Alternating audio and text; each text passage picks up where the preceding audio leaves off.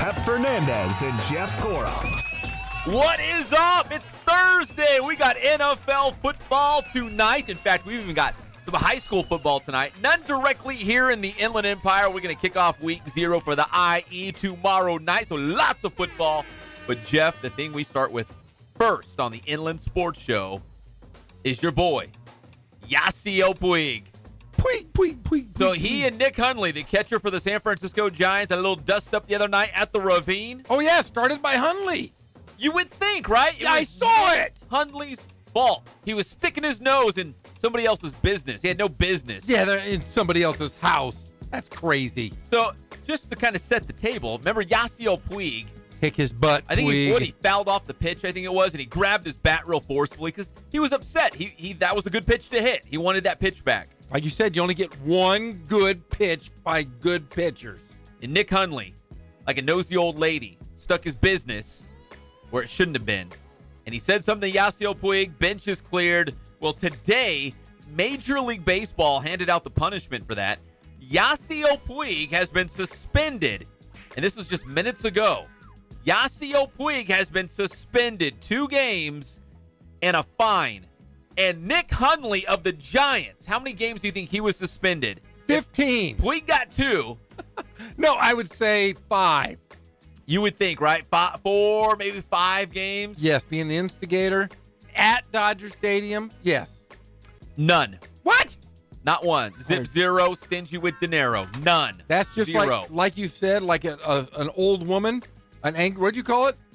Just a nosy old woman. You know what you do Stay out of my business. You know what you do to nosy old women that mess with you? Oh. Throw a rock in their window and run. That's what they should have done. Puig should have thrown a rock right through his window and ran away. That's a bad call. No suspensions? No suspension. So for Hundley, that is. That's so weak. Yasiel Puig, 2-game suspension for that brawl with the Giants the other night. That happened just minutes ago as Major League Baseball unveiled the punishment for both those guys. That's the bad news. The good news is the Dodgers are back. They snapped that losing streak last night. Big win against Los Gigantes, 4-3 in 12 innings. But, Jeff, they were that close from giving up the lead again. Again. The bullpen, come on, guys. Let's get a clue here. Let's hold on to that lead. Andrew McCutchen, clutch, hit a 3-run shot in the 8th inning to tie the game up at 3. They needed 12 innings in all before the Dodgers won on a sac fly in the 12th. So the Dodgers were up 3-0 after a great outing from your boy, Hyunjin Ryu, Mr. Meat Off the Bone. He looked fantastic to start. I watched the first 3 innings. I was pretty impressed by him. He looked good. Built a little lead, 3-0. I mean, 3 runs isn't a whole lot, but they'll take it, right? Yes. You get to the 8th inning, and they serve up a 3-run shot to Andrew McCutchen, go to extra innings. But the Dodgers, they battle back, and they win 4-3 in 12 innings against the Giants. At this point, Jeff, it doesn't have to be pretty, but they simply need wins. They need to score runs. I don't even know what to say about the bullpen at this point, other than got to try somebody new. Who's going to step up and be that guy? If I was Dave Roberts, I would look around the clubhouse and be like, who's going to take the ball? Who wants the ball? Who wants to go out there and be my guy? Well, you remember Clayton Kershaw, the guy, the man, the myth, the legend, took a lot of heat the last couple of years. They said that he should have taken the ball in the World Series. He should have taken the ball longer in games. But, man, I'll tell you what, he is a trooper. Someone else besides Kershaw needs to step up. I agree 100%.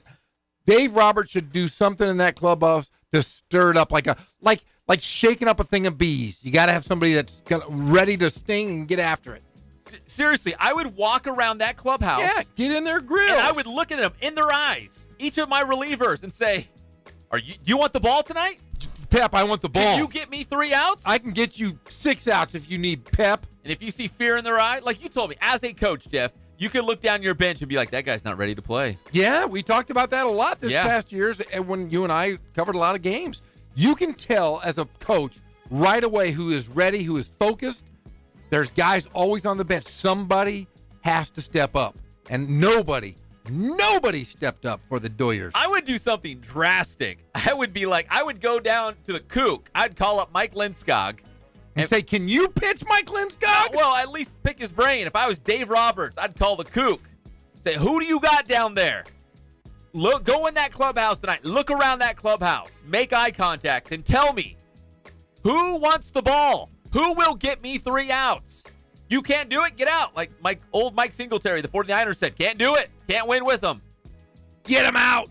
Hey, do you think Linscott would go up to Urias and say, Urias, and say, hey, can you give me 3 outs? He could. I'm telling you. I hope so. Yeah. I'm hopeful he could do it. So they need someone to step up. I would look around that clubhouse, hold guys accountable, and say, who's going to be my guy? Are you going to be my guy? You're not? Okay. Get out of the way. Because this train's going to the playoffs. Get out of the way if you're not going to hop on board and be a part of this. Seriously, I would do something drastic. You know who they wish they probably had? Our guy Trevor Oaks. Oh, that's Trevor right. Oaks he's been one of the best pitchers in all of minor league baseball for the Royals. He's made a couple starts at the big league level for Kansas City, but when you look at his numbers in the minors, he has been fantastic. He has been the ace for AAA Omaha for the Royals. Now, the Dodgers let him go, but man, if they still had him at AAA, I could see he's the kind of guy that you could insert into the bullpen. But again, that's hypothetical. My logic teacher would shoot that down so fast in college because he's not even there anymore. Unknowable fact. How about Ross Stripling? Where's he gone? Well, Where in the world have you gone, Ross Stripling? He has a bad back. You know why he has a bad back? Yeah. Did you hear what he said? No, probably giving up all those shots, those moon shots. He said the beds in Colorado were too soft. What is he, a damn Goldilocks? Yeah. That SOB. There's a country song out there that says there's never a girl too pretty or a car too fast. There's no such thing. No. If you're saying, oh, yeah, man, my bed was too comfortable, man, it hurt. Man, I can't go out with that girl. She's just She's too pretty. Too pretty. No, come on, man. He was giving out moonshots in the All-Star game and hasn't recovered since. No, he really hasn't. You know what he needs to do? He needs to go sit in a big, giant vat of ice and get ice in those veins and show us you can do your stuff there, Ross Stripling. Stop complaining about your bad back. I'm tired of carrying you. He could be the guy, though. He's got a lot of bullpen experience. Yeah, I agree there. But they need somebody to step up. And I'd have a real heart-to-heart. They call it, what is it, a come-to-Jesus meeting. Yes. Right? I'd look around. Who wants to be my guy? Do you want to be my guy? If you don't, get out of the way. Who's going to be my guy? That's what I would do. Yeah, I agree. And if there's a guy who rarely pitches, I don't care. He wants to step up and be my guy, do it. I'll run you out to the mound. I'm going to send you back to single A. You're going to be playing it. You're going to be hanging out with Linscott tomorrow night. You know what? You're not even going to be playing. You're going to be sitting next to Chappy Chap. In the broadcast booth. Yeah, just looking at him. Just looking at how gorgeous that beard is that Chappie's got on. That's what you should be doing. Dave Roberts. Speaking of Chappy Chap and old Skoggy Skog out there at the Kook, Rancho Cucamonga. Last night, Julio Urias of the Dodgers made another rehab assignment with the Quakes. Pitched 1 in the 3rd. Gave up a 2-run homer, though, to Jorge Ona. And he did strike out 2. So maybe one bad pitch, right? Gave up a home run. Yeah. But they're easing him back in. If they can kind of accelerate this process a little bit, man, I'd love to see Julio Urias back in the big leagues. Walk into the Dodgers clubhouse. Dave Roberts calls him into the office. Julio, man, we need a savior right now. We need somebody who wants the ball late in the game with no fear. You're going to attack the batters. And you're going to close this thing out. Because right now I feel like everyone's just like scared to pitch. Like, oh, man, I don't want to be the next guy to just cough up a lead. Everyone's coughing up leads. Who's going to be that guy? They need me. I'm sorry. I'm angry today. You know what? I am too. You know what? I think you and I should just fight all day long. Just fight. Just fight. Quarrel. We'll just quarrel anything all day. you say, I'm just going to fight. You're going to fight. And Greg, Do it. I'm sick of that smile you bring in every single day, Yeah, Greg. Greg. We're not happy right now. What's your deal, Greg? Yeah, why are you so smiley? Knock it off, man. Because he has chocolate and a Coke. He's doing pretty good. And the Raiders. No. You know what? 1-0. That Preseason, baby. That just made me even more mad because I'm not a Raider fan. You know what? The Raiders are going to finish last, Greg. We got a lot of promise. Last, buddy. We got a promise. Hey, take that smile off your face. Hey, can you throw? Can you go 3 innings? Can Why you not? get me 9 outs? Why Can you not? get me 6 outs? Ah, damn it. Can you just get me an out? 1 out. 1 damn out. 1 pitch. You're a lefty? Yes. You know what? You're built like Pedro Barbone. I want you to go in there and I want you to say, hey, I'm going to get you out. I'm going to take care of you. Can you do that for the Dodgers? Mm-hmm. There it is, right there. We just Dodgers, solved it. man. We just solved the problem in Dodger Town. I'm Greg's the new got- Fernando. You are kind of Got his Fernando. Dodger blue. Yeah, you do. You look like Fernando Valenzuela. Much better looking, though. Today, I'm in a crotchety, salty mood. You are. I am. Man. I'm angry. I might be angry for a long time. You know, because I don't watch most of the Dodgers games like play for play. I go back and watch the highlights, but I'll follow the box score live. Because last night I was at a high school football practice, but I was checking the score, and I'm like, wow, Dodgers up 3-0. This feels pretty good, man. Hyunjin Ryu pitching his tail off. Things are going great. Then I refresh it, and all of a sudden we're all tied in the 8th inning after Andrew McCutcheon hit a home run. I got really mad. And then I had to stay up late just to see what the score was going to be. They finally won, and that was great. Gatorade bath for everybody around. Yeah, But, man, not the way you want to do it. and right now, they're in second place, tied for second place. They're still looking up, though, at those D-backs. The Inland Sports Show is brought to you by Spoiled. Quick quality oil change. You can spoil yourself in your car every 3,000 or 5,000 miles. You got to do it anyways. Might as well have a good time. You're going to spoil yourself. It's going to be a pleasurable experience, right? No. You go in there. Yes, of Never- course. you At know what? Spoiled it is. Oh, it's always pleasant there, but I'm just crotchety. I'm sorry. You go to Spoiled, you get the oil changed. Do you yell at those guys? You say, hey, give me an oil. Hey, give me the oil change. Give me the Pep Fernandez special. Mint, a flower. Check them out. Boutonniere. They'll take your prom photos, the whole thing. It's right there off the 215 freeway. Just get off on Alessandro Boulevard. It's Spoiled. Quick, quality oil change. We love you guys because You're the best. The Halos. The Halos just completed a sweep of the Padres. Yes. The Padres are a real sad baseball team. What? They're just sad. They're pathetic. So I don't even know who's on the team. They have no stars. San Diego is very, very, very sad. Very I mean, sad. it is America's finest city, as they call it. I don't know. Yeah. They need a professional baseball. They've never been to Colton, Yeah. Hey, they had the Clippers. and they lost them. They had the Chargers. The Clippers, they died there. The They- Chargers, guess what the Chargers did? They moved. They left. They left to come to a better land. So it's about location, location, location. It's right? all about See? location. And See? guess what? The Force Chargers, Westro. the Chargers are better off in Los Angeles because all those whiners down in San Diego complaining about them. Oh, yeah, guess what? I welcome them with open arms, like With arms Like- wide open. like Steve Perry. So where would the Padres be a good location for them to go if they would have to? I don't revamp? know. That's a beautiful stadium. Vegas. Oh, Las Vegas. Oh, yeah, they do have a new stadium. I love that It's hard to stadium. believe. That is a beautiful stadium. You know, just fix their farm system. That'll be all right. I like their baseball team. Big win for the Halos last night, 3-2 against San Diego. They completed the sweep.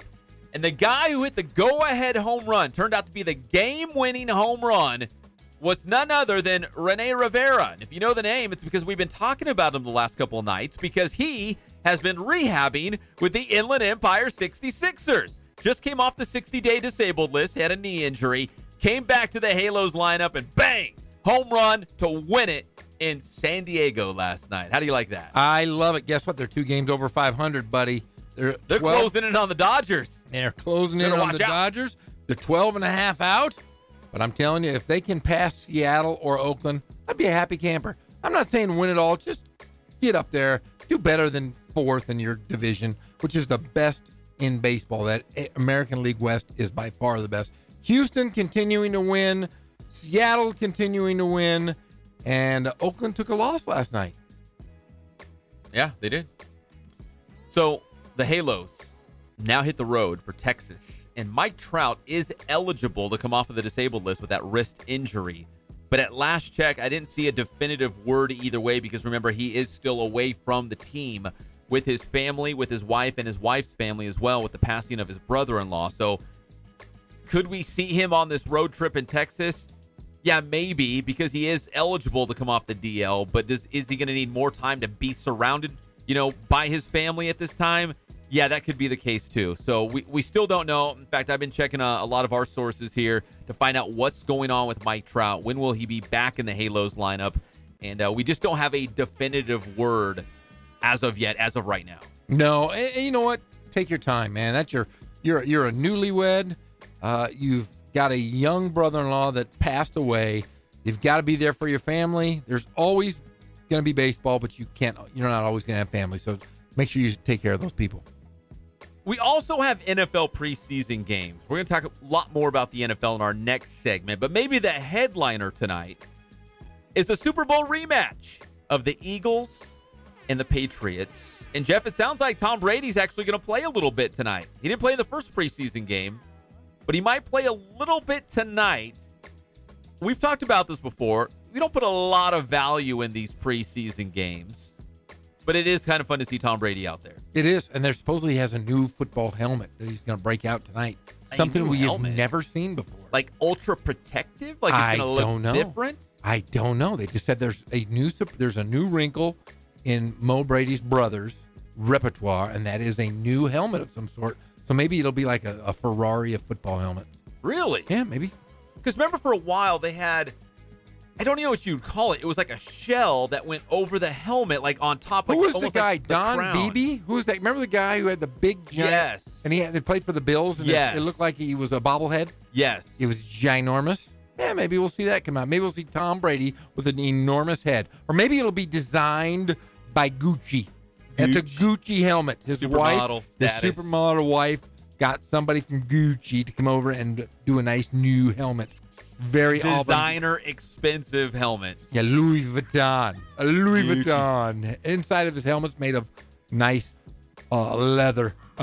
Fine leather on the inside. Some exotic fur, like popping out the back. Lion.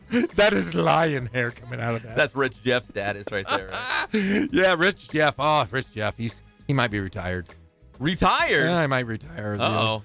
Yeah, I'm tired. Gonna hang it up, huh? Rich Jeff is no longer rich. He's no longer rich. No, he lost his fortune. He did? Does Yeah. he have to buy pizza tonight for everybody? No, because I bought in Gatorade. Instead of body armor? Instead of the old body armor. Is it body armor? Is that what it's called? I don't. It's Mike Trout's. Well, that's not his, but he's the face of it. That power drink, whatever they call it. That Kobe made, what, $200 million? $200 million off of $6 million. I hate my life. Rich sometimes. Jeff put in $6 million. Guess what I got back? Nothing. $6.50 back. That's what my stock is Kobe worth. kept yours. Yeah, that jerk.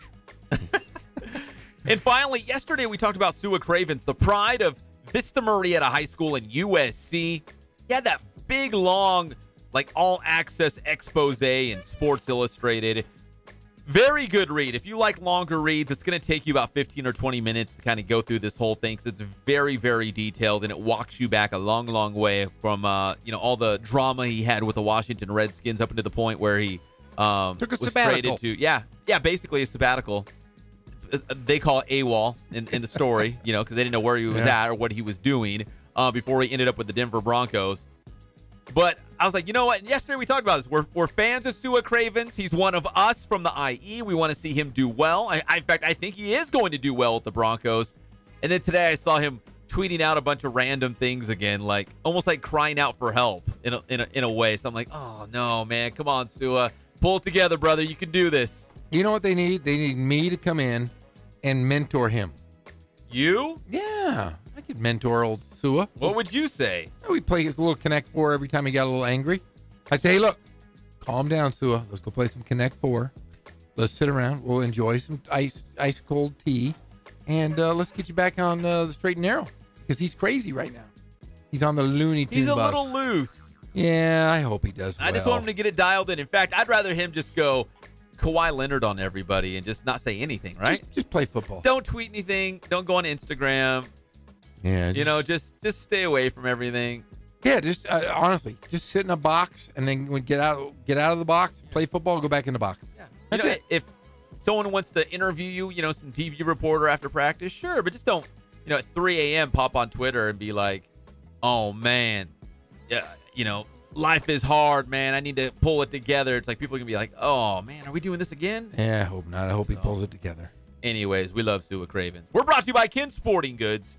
More than 40 years in the Inland Empire. Since 1976, providing you with all of your sporting goods. We all need it. We all play sports. We got kids who play sports. You need shin guards. You need a baseball bat. You need uniforms for your entire team because you want to look good. In fact, we have local high school football teams who go to Ken's and they help design them new things. Because you don't want to be that football team that rolls out on a Friday night, first game of the year, and they say, man, those guys look all homely. What year were those uniforms from? Who's that, Penn State? Ugh, Penn State. I kind of like that classic look. But yeah, you're right. Run out, dumb-looking uniforms, can't have it. No. If you want to design your own, if you want to look so good, state-of-the-art. When the band has better uniforms. Something's wrong. Yeah, exactly. When your water polo team has better uniforms. And they don't even wear anything. There you go. That's why you go to Ken's Sporting Goods. KenSportingGoods.com is the website. Go check it out for yourself, though, off the 15 freeway in Norco.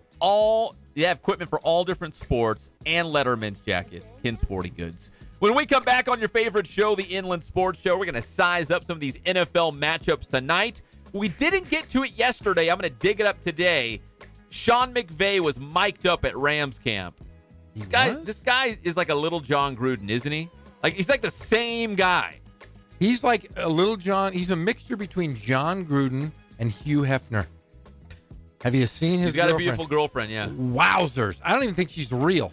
She is like, what did you say earlier? There isn't a girl that's too pretty? Yeah, a girl too pretty or a car too fast. She's too pretty. That's a country song. But she's too pretty, Pep. She's too pretty? Oh, my gosh. Yeah, Maybe she's for pretty. him. Yeah, for anyone. We'll be back at your favorite show, the Inland Sports Show on Fox Sports IE, 1350 AM.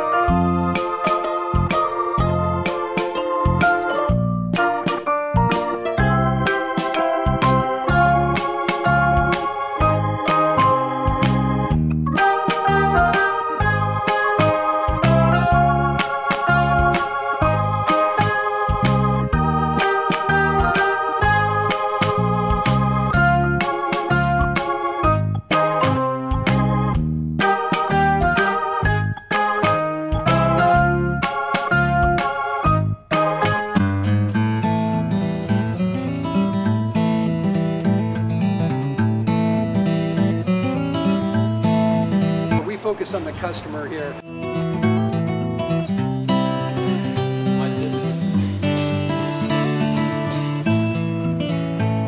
Believe it or not, that is the biggest thing for customers on an oil change. They just want the convenience of coming in, driving in, getting it done, and driving out.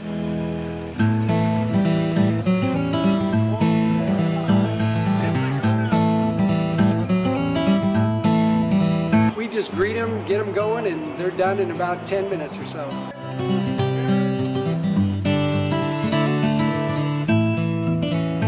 We don't push any sales on them. We do the oil change, and I think that's what sets us apart is our customer service. Vacuumed and cleaned your windshield for you as well. Everything's looking pretty good.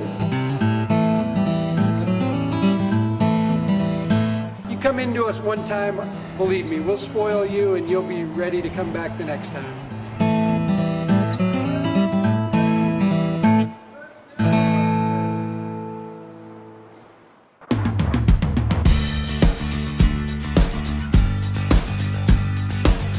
We're small, family-owned, strive for quality pre-owned vehicles. We're not a volume dealer, and we take every deal as personal to us.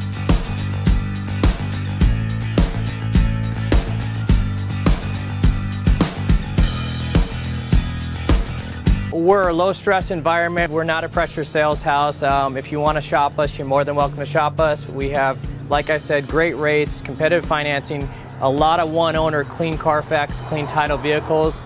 As you see, we have Carfax everywhere. That's most important to us, to educate our customers before they make a purchase.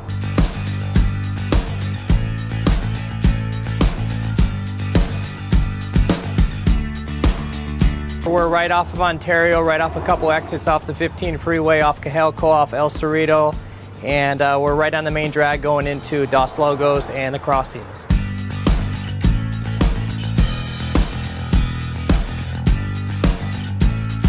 We have great financing, we have great lenders that we're using, we do buy, sell, trade, cash for your car, whatever we need to do to help accommodate the customer, that's what we're here for.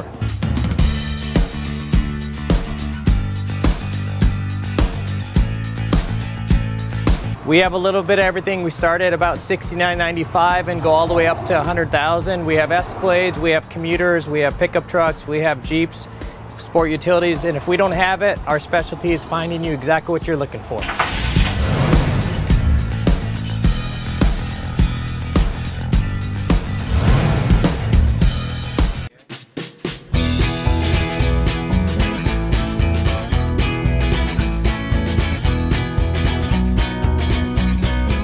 Thank God, first of all. I thank the great people that I've got around me that help support me, the people that work for me. As I started, if it wasn't for the people around me, we probably wouldn't be here right now, but I've got a great staff.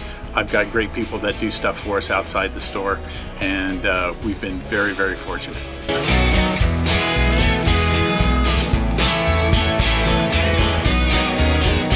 Our service is impeccable, and we just keep trying to get better every year.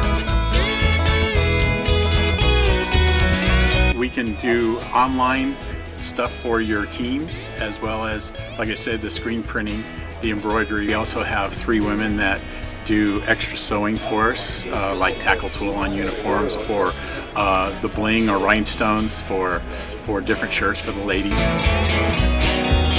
That's why we have certain racks just for certain schools, and the fun about that is that it turns into other schools that may come in here that aren't as close, that we can do stuff for them as well. We've had very, very good customers throughout the years, and it's just been a blast.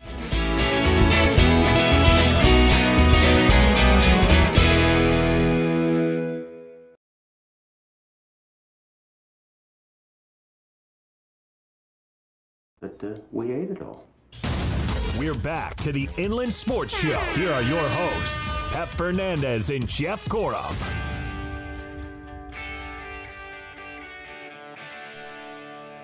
Welcome back to the Inland Sports Show on Fox Sports IE 1350 AM. One of these days, we're going to go all access so people can see and hear what's going on in the studio. Wow. I was watching prank videos of, the fake snakes, and they tie it to someone, and then someone, turns around and they see it and they try to run away, and then they start falling and rolling around. So. Oh, I love laughing. Pep, I haven't laughed in a while. I've been sad. You're back at school. I'm back at school. I'm just not happy. So I was watching snake videos. We found out that Greg Hollow was living the pug life. He likes pugs. Pugs. You know why I don't like pugs? Why? Yeah, because the dog. I like big, meat, tough dogs. You got to take them to the vet, and they've got weird glands and stuff. Weird glands? Yeah, you got to Isn't a dog a dog? No, it's not. Those of you that know that if you have a pug, you have to squeeze certain glands. Is that right? Yeah. Greg Hollow? Oh yeah. They got a weird mucus that comes out of their eyes and stuff like that, and also their noses are so small that you can't keep them outside because they overheat. Jeez, Yeah. Doctor. So if you got a pug out there, bring them in. Man. Bring her in. Hollow will take care of her. PSA announcement. Like a vet in here. Yeah, I like big dogs that can eat little dogs. I want a dog that I can walk around with, and people fear it. Oh yeah. I don't want a pit bull though; they scare me. Get a German Shepherd. I love German Shepherds. That might make They're me great happy. dogs. That might make me happy again. Get a We'll go out dog. and get a big. Why don't you just get a dog on the way home? Nah, I'm going to get a pizza. Instead of pizza, right? You're darn right. I'm going to get a pizza. The Inland Sports Show is brought to you by Boost Performance Training in Corona with Coach Ray Bass. They have got athletes of all levels and all sports: lacrosse, golf, soccer, baseball, softball, football, of course, at boosttrainingsystems.com. That's the website. Check it out for yourself. Check out their strength and speed class. They can help you out. Be explosive, be dynamic. Boost Performance Training. I'm sorry, I cut you off, Greg Holla. It's all good. Did you have any more pug tips? No, I just want to know what would happen if Jeff Gorham took a dog home today. What would your wife and everybody feel about that if you brought a dog home? Well, my hardwood floors would have to replace all of those, which I don't think I'm going to do that because Rich Jeff would not like to lose any more money. No. And then of course I have a beautiful sanctuary of a backyard. It's Shangri-La. Sanctuary? It's a sanctuary for angry Jeezys, angry Gorms. I stand in the backyard and I look at my Shangri-La and I go, "That's a pretty nice backyard," and it calms me down. If I have a dog back there eating my my sprinklers, my grass, and pooping and peeing everywhere, I would have a little bit of a problem. It's part of the deal. No. I'm going to stick with old Jeannie. I'm going to walk Jeannie around with a leash. Oh, yeah. You can take Jeannie to bark at the park, right? Dogs at the Rancho Cucamonga Quakes game. Dude, my cat's tougher than nails, man. Get yourself a Pekingese. No, good God, Greg, come on, man. That's like me driving over to my aunt's house and picking her up because she reminds me of a Pekingese. She does? Yeah, I'm going to say, "Hey, Aunt Ann, why don't you come on over to my house and just sit in the corner over there?" And, you know, I can picture you with like 5 Pekingese around you. Oh, yeah. You can picture it. No. That's your kind of dog. You just picture me with That's a bunch of snakes. We're around a lot of snakes all the time, man. I'm telling you. Just picture me at my house sitting around with a bunch of snakes. I'm gonna There's tie snakes everywhere. I'm gonna tie one to your belt. There's even snakes I'm gonna in see you Riverside. jump. I don't fear snakes. I had a snake Lancelot for 18 years. Did you know that? For 18 years? 18 years I had a snake. So when did he pass away? He didn't. I let him go. You did? Yeah. Wait, if you have a snake that you've had for 18 years. I had it for 18 years. And you just put him out in the wild, he can survive? I caught him in the wild. I released him in the wild. Oh. Yeah, caught him up in Canyon Crest when I was a kid. I used to feed him a mouse like once every other month, and he lived for 18 years. Wow. Lancelot. Do you remember the wrestler Jake the Snake Roberts? Of course. Yeah, didn't he talk about his Macho Man? One time I heard in an interview that he hated snakes. Like, he actually hated his snake. Like, that's why he was always in the bag. And if you even like look at old wrestling film, like the way he like just throws him, like he was scared of him. I used to get bit all the time by my snake. Lancelot was a gopher snake. Not like an exotic snake. It was just a gopher snake. Why would you want one? Couldn't you just get a dog? Like a regular kid?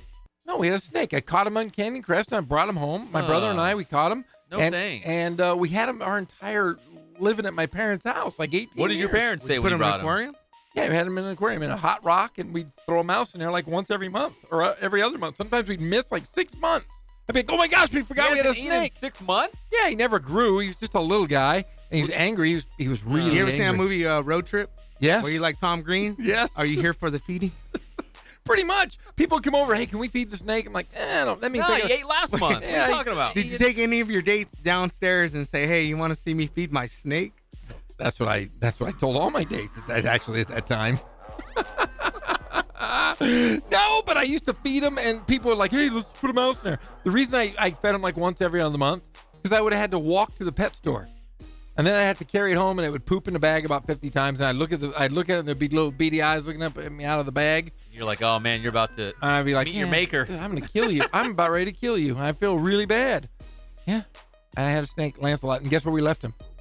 Where you got him? Canyon Crest. You're darn right, we did. Did you? Yeah, Set him same free? spot. Yeah, he bit us about 6 times while we were trying to let go of him. He 'cause did? Yeah. What a punk. Yeah, he bit me on the inside of my thigh one time when I was a kid because we used to play with him on the carpet. Oh, Jeff, that sounds awful. And I used to sit funny. My legs were wide open, and that snake got in that it was ready to strike, and it was me or him, and I'm like, dude, he's gonna bite me. And my brother's like, just let him bite you, dude. Why? Because we couldn't grab him. He was like, he was recoiled. He was ready to bite, and he bit the inside of my thigh, and he stuck to it. Just hung on for Did you dear life. scream? Yeah, I was wearing really small shorts. It was the 80s. Bit me on my inner thigh, and I was like, wowzers! And then I grabbed him, and we put him back in there, and we fed him a mouse like 6 months later. That was what he got, because he got a piece of my leg. No, he wasn't hungry anymore. No. A lot of good meat on there. It really didn't hurt, but it was like more scary than anything else because they're pretty spooky looking. A lot of good meat. Yeah, good meat on the old Gorham Jeezy thighs. Can we get the NFL? Yeah, I have stuff ready for you. We got 3 games tonight. Last week we had a huge plate of Thursday night football on Thursday night football in that week 1. Week 2 now of NFL preseason games. Kind of a mild Thursday night. The big one is the Eagles and Patriots. We've also got though the Steelers and the Packers. In fact, Kenny Clark tweeted out a couple chunks of cheese for all the cheeseheads out there in Green Bay. Oh, Kenny Clark. And the Jets are taking on the Redskins. So Sam Darnold's back in action. So 3 games tonight. Those are the big juicy ones. We got a couple more on Friday. This weekend, of course, it's the Raiders and the Rams, 1 o'clock. Preview of the regular season opener between the same 2 teams.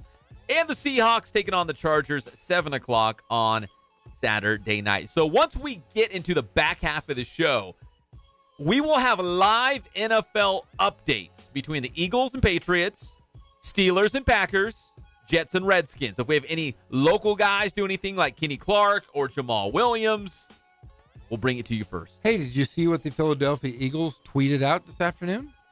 They tweeted a picture of their locker room. Why? Well, here, so funny you may ask, is there was a picture of Jeremy Reeves' uniform, who is the undrafted rookie, and the veteran backup Devontae Bosby. And it was they took a picture of their lockers. Do you know what the significance of their lockers were? No. One is number 41, and the other is number 33. The score from the Super Bowl? Yes. Oh, they're still trolling New England. I love it. They said uniforms tonight, and there's a picture of 41 and 33 side by side. Because, listen, the preseason doesn't mean anything. Once the regular season starts, I'm sure the Eagles will completely cut out these shenanigans, right? Because then it's real. You got to get down to business, and now it's time to defend your Super Bowl championship. Right now, they're still in that honeymoon phase, right? They're still basking in the glory. It's still like newlyweds, right? Enjoying their Super Bowl trophy. Still trolling New England. But I bet you by the time that first game rolls around, back to business, the shenanigans will be cut out completely. I don't know. When you get that ring, that first game of the season, that first home game, usually you have a little bit of a letdown because you got that ring, you're feeling good about yourself, then you just go out and get punched in the throat and get beat. We got like another minute or two. Let's hear from Sean McVay. They mic'd him up at Rams camp, which actually ends today at UC Irvine. So it's their final day official training camp, I guess you could say, down there at UCI. But they mic'd up Sean McVay, the head coach of the Rams. He was running around talking to a bunch of guys. So let's sample a little bit of Sean McVay. This guy's fun to listen to. He sounds a lot like John Gruden of the Raiders. Bones, how we doing? Good, man. Good to see you, brother. Hey, they got me mic'd today, too, just to let you guys know. Got me mic'd today, just so you know. Munchkin. I'm a narc. At least I warned you. Give me one of them play calls off the top of your head. Play call? Trips right tight, yuck. In Pass California, if you're wired up, strike, if you're doing an interview, you got to let the other demand. person know. That's like if that's the same thing as saying to, okay, we got interview you dot unless 9 I and tell 2 you by I'm 2, we got a interviewing stack. you. Hey, You've alert never under told right me. here. That We've sounds got like 1,000 Jeff, we're doing other people too. It's like the Truman Show. You're like, is this that's real? That's your language. Here we go. Individual. Let's go. On the hop. Everybody's moving. Urgency. Let's go. Get lined up. Defense. Let's go. Hollywood bunch. We got screamers. Scary. Soap. got screamers. House. Malone and Rodman. A lot of good Rodman? options right there for you. Zero. Malone and Rodman. Is that like Karl Malone, Dennis Rodman Good. reference? Gotcha. Yeah. Think about it. Hey, what am I Kyle about to Malone. tell you? Body lean, right? Shoulders over toes. You got those strong, explosive legs, use them. Hey, outside leverage, you might have to slip them in, work back for width. That is pretty. That's pretty right there, man. If I'm running this on Robert, give him something where it's that boom, putting it down to then come And he running can out move. of it. Yeah, If he's we out get there, any like, off running coverage around and with you the guy. threaten people like that, dude, that's uncoverable, man. All right? That's uncoverable, man. What a throw. That was unbelievable. I got to go back to the What a Lollipop throw, bro. Guild. Hey, Coop. He's a little guy. I knew we would get that to you. Hey, south! Let's go, Kendall. John, you're tagged on the route. You cannot bust when you're individually tagged. Come on, man. I don't even know what Here we he's go. saying. Let's go. Let's A move lot it. of Let's this move sounds it. Greek, Hey, right? So, hey, here's the situation. And I look 3:17 at guys left. throwing out words. Hey. You guys are down 5, so we're in a And I think 4-minute. even one of the- No, it's not live, Brock. How many times are you going to ask a question Hey, that you know rubber the answer to? band. Hey, he knows the answer. He's shoehorn, messing with you. asphalt. Hey, we still have 2 timeouts left and a 2-minute stoppage. Need a touchdown. Let's go. Minus 15-yard line. Got to go 85. Scorpion. Johnny Hecker pulled out the punt of his Razor life. blade. Hey, you got plenty of time. And nice my mom's easy. Running big bang. You got plenty nose. of time. That's what he sounds like. Look at that wing we got to run to. I think there's even a part in this, behind the scenes video where he only got tells 2 yards one of the players, if you get nobody else probably knows what we're talking about. Ball shot outside. Remind these guys. Stop doing that gibberish. Wait, I have one more thing. You've entered me for over 1,000 hours in our friendship. Yeah.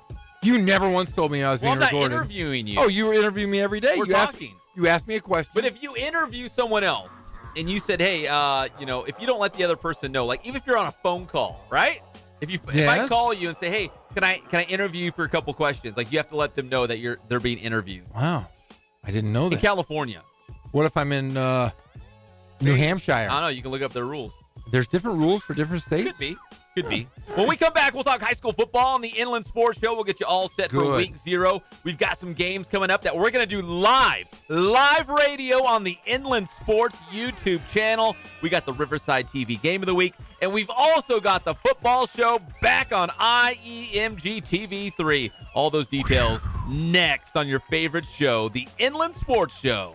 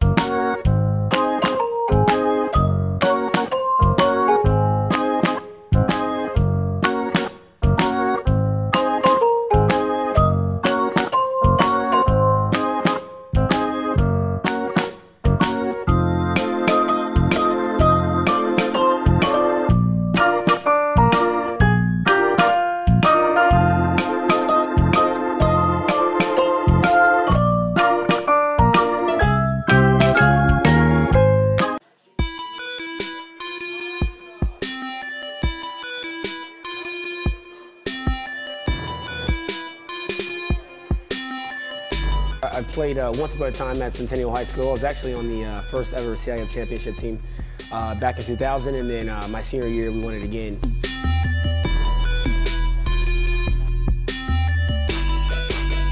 I'd say that's my passion because I've done it. You know, I know exactly where these athletes are at. I know what their mindset is right now. I know how hard it is to, number one, find a performance coach who can take you to the next level.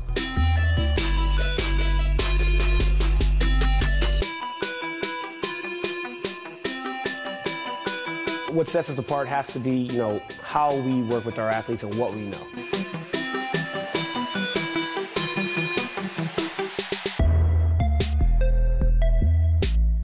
We can take an athlete and you know, help them reach their athletic potential, you know, help them, you know, prevent injuries, help get them stronger.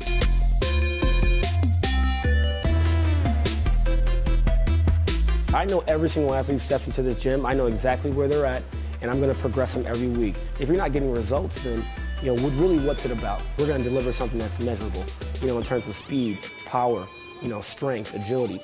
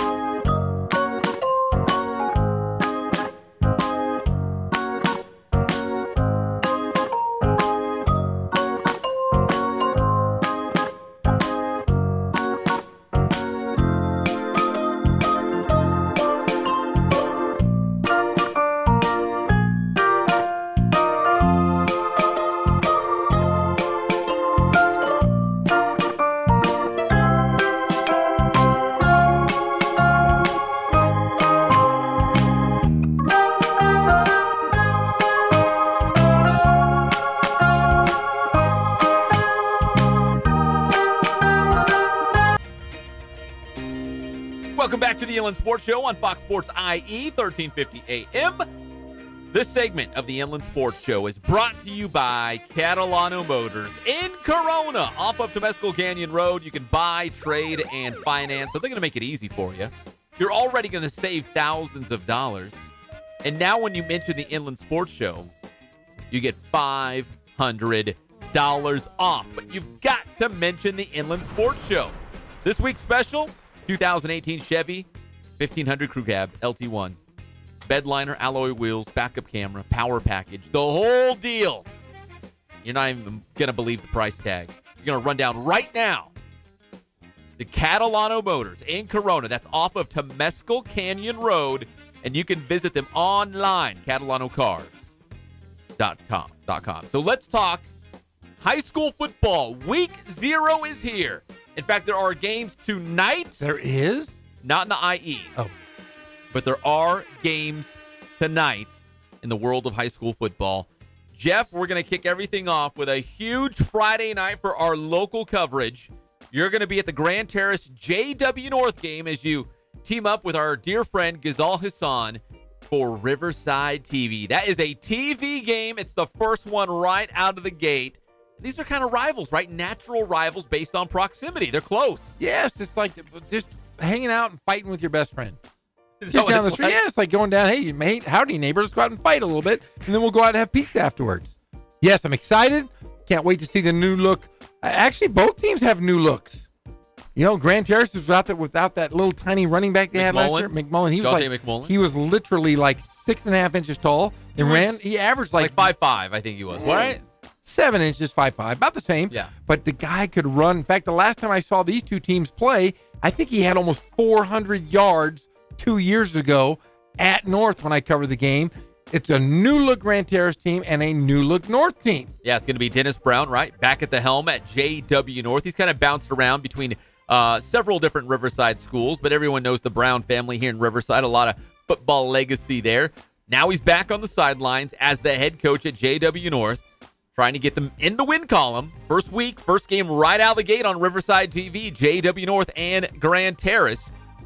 And, Jeff, as for me, Sports Weekly Live on IEMG TV returns Friday night. So from Friday, 11 o'clock to midnight, wall-to-wall, high school football, scores, highlights, interviews, and analysis. The only high school football show in the IE. We got probably highlights from a dozen different games scheduled to come in. We're excited about it. So I know after your Riverside TV game, you pop up to the TV studio in San Bernardino. We hunker down, we get some coffee, and we just pull off a late night. Yeah, I get what is that little table like? Is it a little dinette set that I sit at? It's my desk. I unfold it. It's like what old people eat. You know, the things you eat. TV tray. It's a TV tray. Exactly. TV tray, but it's like when he said that, I'm like, oh, I know what that's a TV tray. I have a TV tray. I sit down and I give you all of the scores and I talk smack to you the entire time. Yeah, you just try to mess. I'm like, usually this is how it plays out. Jeff's sitting there at his TV tray taking scores, and I'm sitting there stressed out trying to edit video, get all the graphics built. I'm freaking out, and Jeff's over there making fun of people coming into the studio. All of the guys who help out on the show. You're just poking fun at everybody. We have not had a bad show ever. You've never been super late.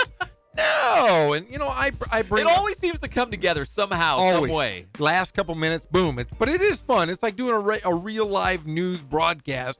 And I'm just the pauper. I just tell jokes, and I give you scores, and I read to you, and I get to hang out with Pep until past midnight. So you're like Jerry Lewis, and he's Dean Martin. He is the Dean Martin, and I am just behind the scenes. Dean Martin's better looking.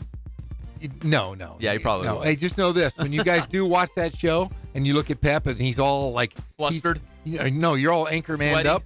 You're all anchormanned up, and I look at you. Just know that I am just outside of the viewing, that the big Jeezy is actually there, but I'm unheard, unseen. Maybe we'll swing the camera around. No, don't do that. The big Jeezy cam. Because I love my little tray. TV tray. The best. You always bring me a coffee, and I get to see really funny looking guys editing video. It's going to be fun. That's IMG TV, 11 to midnight, every single Friday night. The only high school football show in the Inland Empire, plus Riverside TV. If you go to the Inland Sports website right now. We've got the complete list of the Riverside TV games. I just recorded a couple of those, the TV promos for Grand Terrace against JW North. And next week, Jeff, you're going to have Notre Dame taking on Hillcrest. Ooh, that's going to be a good one. That should be a good game on Riverside TV. Oh, it's going to be a doozy, Pep. I can't wait to call it. It's going to be fun. So we've got those games and those shows lined up in week 0. Week 1, the return of Inland Sports Radio. And, Jeff, we've got the old double dip. Our first game right out of the gate, it's a Thursday night special. Rialto taking on La Sierra. You can listen to it live on the Inland Sports channel. And please hit that subscribe button for us on YouTube. We'd really appreciate it. We're going to have Rialto La Sierra on Thursday. Then on Friday night, we do the Riverside TV and the IEMG TV thing. But then we're back on Saturday night for Murrieta Mesa's. Murrieta Mesa's season opener. It's so big, they had to move it to a Saturday night because the game is absolutely free. They want to pack the house as the Rams kick off their season against Etiwanda. We're going to have that game live on the Inland Sports channel. Then after the fact, video highlights. If you roll in and go, can't listen to the game. No. But for everyone else, you hit that subscribe button for us on the Inland Sports YouTube channel. You can listen to it for free. Free to you. I think I'm going to do sideline on those games. It's you always are? Fun. Yeah, it's always fun doing that last year. I think you make people nervous, though. Why? Because you're like a big guy, and they see this guy just kind of pacing around, patrolling the sidelines. People are like, what's his deal? Who let that Sasquatch on the sidelines? Who's that guy? La Sierra guys love me. I'm really good friends with Gary Hedlund, and I'm just going to sit and talk to him during the game. Well, you can do that. I will. I'll just hang out with those guys. Yeah, I'm looking forward to it. Yeah, so it's Thursday and Saturday night. That's week 1. So week 0, we're just focusing on the IMG and the Riverside TV, and then next week it's wall to wall. We're not going to take a day off. In fact, we're going to go right into UCR hoops, and it's going to be like a blur for a while. Yeah, but we love it. We love it. We love local sports in the Inland Empire, so we're going to blow out our high school football coverage this season. We got a lot going on between live games and shows and live radio. And make sure you can stay up to date on the very latest. In fact, I'm going to tweet it out as soon as we get to the break about the games and the shows coming up on our Inland Sports Twitter account and also our Instagram account. And guess what? We still do Facebook. There's some people that's out there that still do Facebook. Yeah, hey, I do. I know you do. I get a lot of response. Well, the old people do. I get a lot of response on the Inland Sports Facebook page. Lots of people love it. In fact, we had like 113 people just like yesterday liked it. They liked it just out of the blue? Yeah, because I say funny things on there. I'm unhinged. Unhinged Jeff Gorm. When we come back, we got NFL talk. What would you do if you had a big payday? Lots of money. Buy whatever you want. And then also, the latest from Browns camp and Hard Knocks. It's an ugly mess as they all try to earn their brown stripes. We'll be back on the Inland Sports Show.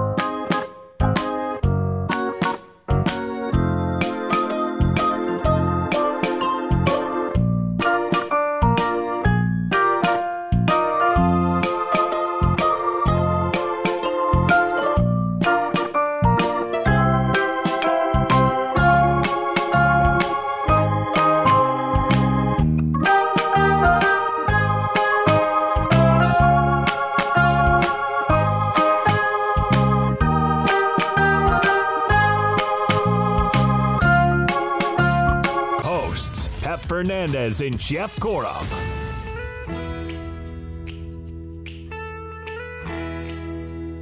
Welcome back to the Inland Sports Show on Fox Sports IE, 1350 AM. This segment brought to you by Spoiled. Quick quality oil change. You got to get your oil change anyways. Might as well make it an enjoyable experience. Great customer service, low prices, only at Spoiled. Off the 215 freeway, just get off on Alessandro Boulevard and take your car, truck, SUV, sports car, minivan, don't matter. Take it to Spoiled. Quick quality oil change. Probably the best decision you're going to make all day, or at least in the next 3 months. So the Browns are on Hard Knocks, and they look like a mess. They do. Their head coach. I watched the entire first show. I've been watching bits and pieces. Here's what bothers me the most, is that the Browns are awful. They've won 1 game in 2 years, yet Hugh Jackson, the head coach, continues to do things his way. Okay, you've done them your way for 2 years, and you guys are awful, like trash, like one of the worst teams of all time, right? Yes. He has surrounded himself with some pretty smart people and some good players. Like, if he can't make this work, Jeff, there's a problem. I have a problem because, if you're a head coach and you've been, obviously Hugh Jackson's been around a long time. He became a head coach. You had to learn a lot from other coaches. And if you were an assistant coach, I'm sure your input to the head coach helped make you get that head job. Well, apparently, after watching Hard Knocks, Hugh Jackson only does it his way or no way.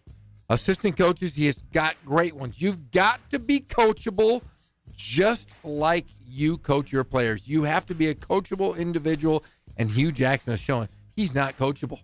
I don't understand why he's got to kind of put his foot down so much. Like, hey, this is my team. It's his gavel. This is how we do it. This is the way I want it done. It's like, wait, hold on, dude. You've only won 1 game in the last 2 years. You've got some pretty smart people around you. Like, isn't that why you build a coaching staff? Like, the GM, like, isn't that why you try to, even like this, a radio show, maybe you work in an office somewhere. Don't you want to surround yourself with other smart people that you can rely on? Yes, very much so. And you want to be able to get input from those people that you become a better coach because of the people you hired to surround you with. I work with you because I'm smart. You're smart. Greg, I work with you. You know why? Uh-oh. Do you know why, Greg? Well, you're supposed to say because I'm smart. Well, I guess I'm smart. No, you're so good looking. That's why I work with you. But Pep, yes, you get input. Man, Greg, you get input from people to make yourself a better coach. If you are an assistant coach, you should be able to say, hey, Hugh, maybe we should try this. And they're trying. That's the thing. They're They trying. are He's like, visibly nope. trying. He's like, we're doing it my way. For better or for worse, and I get it. He's the head coach. You know what I mean? He's going to go down with the ship. He's going to do it his way. But, dude, if you want to hold on to your job, you might want to bounce some things off other people. If you're the assistant coach, what would you tell him, Pep, if he told you, we're going to do it my way? Would you tell him, look at the record? I would say, dude, we've done it your way 2 years. We've won 1 game in 2 years. We've done it your way. Got to give it a shot. You got to do something different when He's things aren't got working. smart people in that room. In fact, you might even say the Browns have some pretty good players. Tyrod Taylor's pretty good. Jarvis Landry, the receiver, he's pretty good. They've got some good players. They don't have to be bad. They might actually win a couple games. No, I agree. And now they're saying Baker Mayfield is the 3rd-string quarterback. Why would you draft him if he's the 3rd-string quarterback? Jeff, when I saw the fine come down for Yasiel Puig, I wanted to slam my head against the wall. And when I read this, that the Browns said, oh, no, Baker Mayfield, you guys are talking about him starting? He might not even be the backup. He might be the number 3 quarterback this season for the Browns.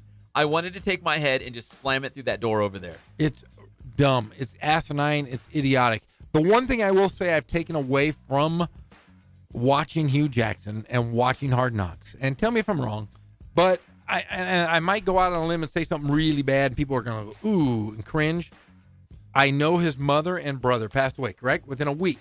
Correct. On the show. On the show. Like that first show. It happened on that first show. Okay. He addressed his team.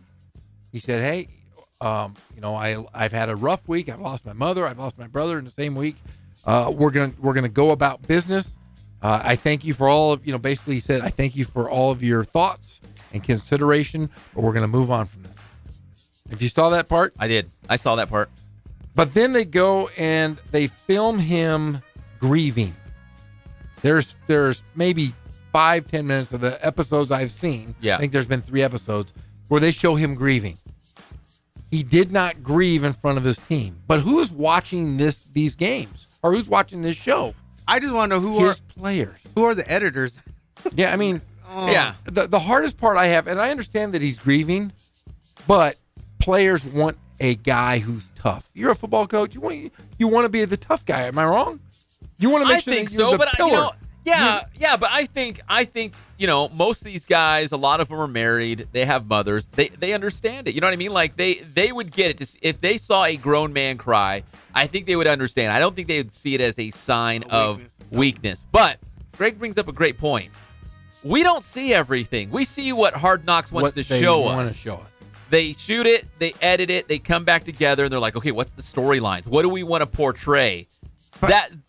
That's where it kind of gets a little muddled. But that's what I'm saying is it's muddles. I don't want to see this man grieve. I don't want to feel this man grieve. They want that emotional tie. Like you could have had the part where he talks to the team. I think there was another scene where the GM comes in. I think like the director of communications. They hug it out. He grieves a little bit, and then you move on. Right? Yes. Obviously, you're not avoiding it because it is part of training camp. It is part of maybe why Hugh Jackson is the way he is. So you got to kind of tell that story. But you're right. To dwell on it, I don't know. It's because that's what they wanted to portray it like this. And I'm not saying this in a bad. It's a hypocritical way to show this man grieving.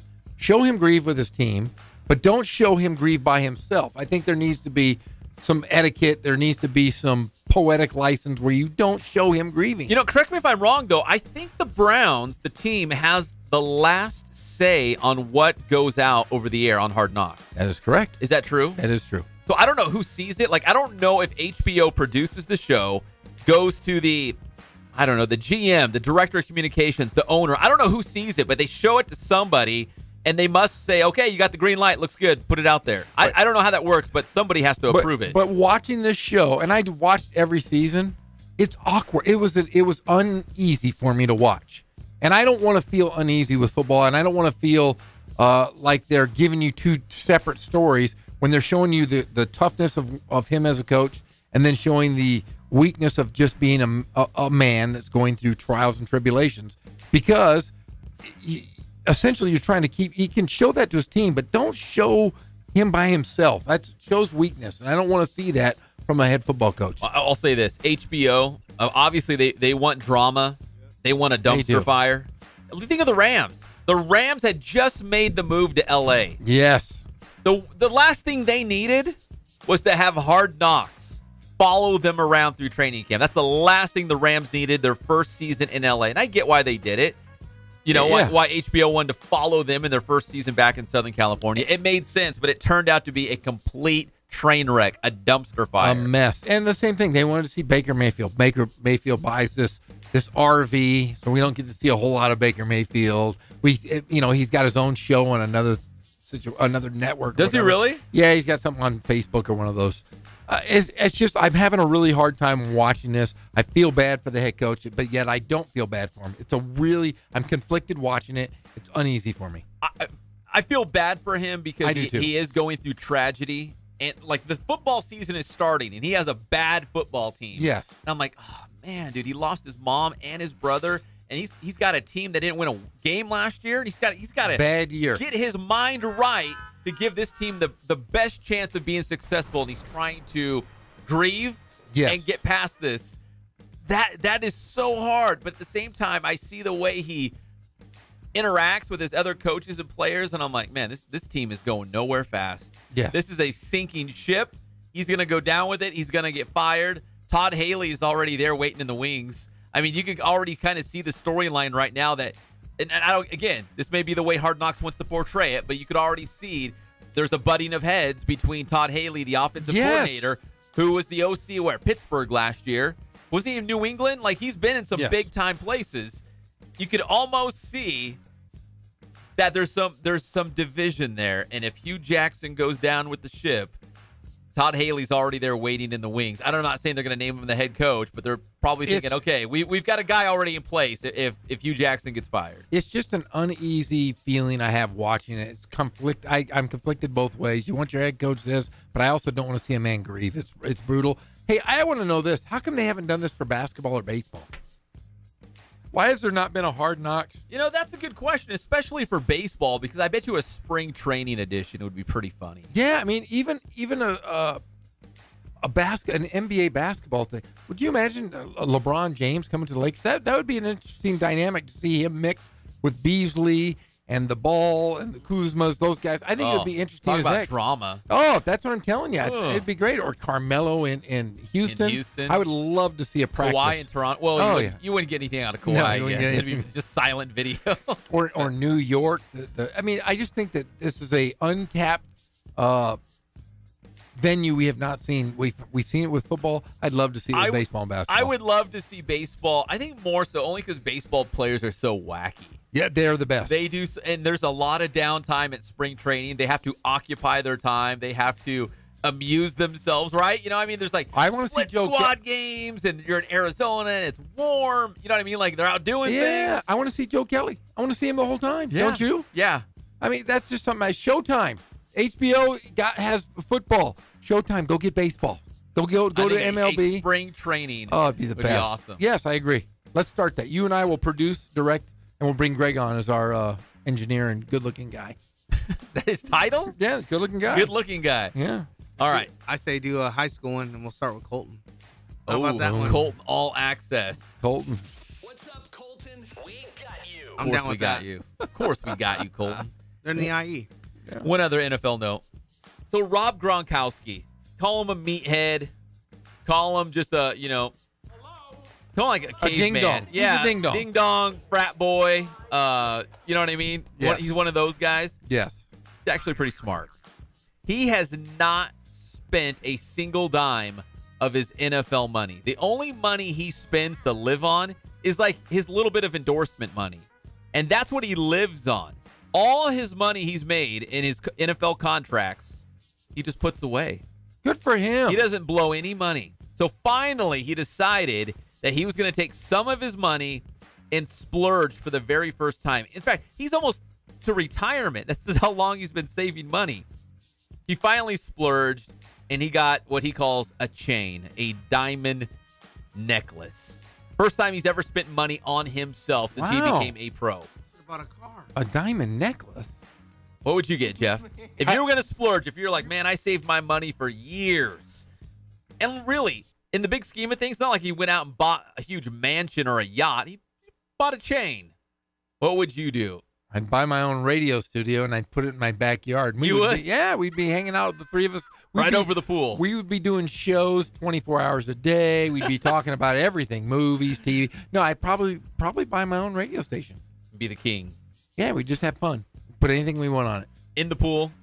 In the pool. Do a show from the pool. It would be nothing but Inland Empire, everything. Nothing but. Because you love the IE. You are the IE. I am part of the IE. I'm part of the fabric. But yes, I probably would get myself my own radio station. All right, we come back on the Inland Sports Show. So Bruce Bowens, did you hear this today? He finally spoke. Yes. It's confirmed. The Clippers fired Bruce Bowens because of what he said about Kawhi Leonard. I agree with both sides. Do you? I do. I'm going to a conundrum. Yeah, I'm not going to say it yet because I want to get your genuine, sincere take when we come back. But I'll give it to you. Yeah, Bruce Bowens was, if you didn't hear about it, fired by the Clippers for what he said about Kawhi Leonard from Riverside King High School. We'll delve into that next on your favorite show, the Inland Sports Show on Fox Sports IE, 1350 AM. I thought you had a day off yesterday.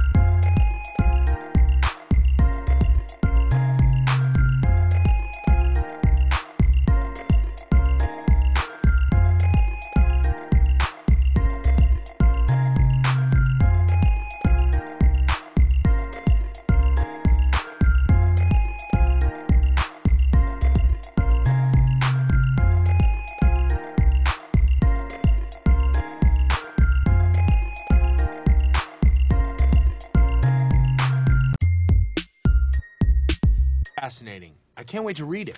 It's $14.99 on my website. Okay. Plus shipping and handling. Even if I buy it here? It shipped from somewhere else, didn't it? And I've been handling it.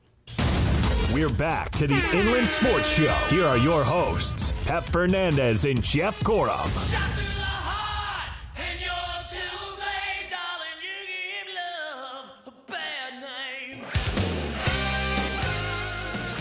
Is this your jam? Air guitar. Man, you know what? I used to not like these guys. This Van Halen? No, come on. It's not? Come on. Wait, hold on. It's close. It's No, Van it's Halen. not. No, you know what? I'm going to punch you square in the nose. Wait. Don't you ever besmirch the name of Van Halen to these ding-dongs. Wait, who is this? Come on. No, it's not Van Halen? Are you serious? Yes. Fluffy hair. No, come on, man. David Lee Roth. He owns a football team. Yeah. Kiss. He had a good guitar player. they own a... He had one sidekick guitar player. Wait, hold on. I thought for sure it was Van Halen. No, it's not? It rhymes with Bonds. Von? Van Hagar? He owns an arena football league. Kiss. No. Oh, no. I can picture him. The guy with the blonde hair and his feathered. You like Bon? Bon Jovi. Hey! Bingo! Hey, what's that guy's name? Is this Richie Sambora? No, not him. The guy that's the Laker or the Clipper guy. Ralph Lawler. I'm Ralph Lawler. I'm here with Bruce Bowen. You got to think of a name. I had to forget. I was like, well, who am I talking about? I'm Ralph Lawler, and this is my partner, Bruce Bowen. It's not Bruce Bowen anymore, is it? I don't know who it's going to be. It's going to be me. I'm going to be the voice piece of the Clippers. You could be. No, I couldn't. You're out there. I am out there. I'm out there, Jerry, and I'm loving every minute of it. The Inland Sports Show is brought to you by Ken Sporting Goods. More than 40 years in the IE, since 1976 to be exact. They've been doing it right for 4 decades plus, providing you with all of your sporting equipment. So if you need uniforms, you need a new, batting helmet, baseball mitt, jock strap, cleats, shin guards, scorebook, Letterman's jacket, scorebook, pencils, golf tees, basketball high tops, all kinds of stuff. Ken Sporting Goods off the 15 freeway in Norco, and visit them online. That's kensportinggoods.com. All right, speaking of bingo! Bingo! Ralph Lawler here with Bruce Bowen. He needs a new partner. He does. I heard he lives in Palm Desert and he drives back and forth every single game. Is that true? Have you heard that? Bruce Bowen? No, your boy Bingo. Bingo! I drive back and forth every single day. Well, Bruce Bowen was the color analyst for the Clipper TV broadcast. And Cal State Fullerton alum. Is he? Yes. Titan, huh? Come on, man. Didn't you? Oh, you didn't go to the game this year? No. Was he there? No, his picture was there. Oh, his picture was there. Well, that's good. And Cedric Ceballos. Are they both Fullerton guys? Come on, man. Cedric Ceballos and Bruce Bowen. Did they?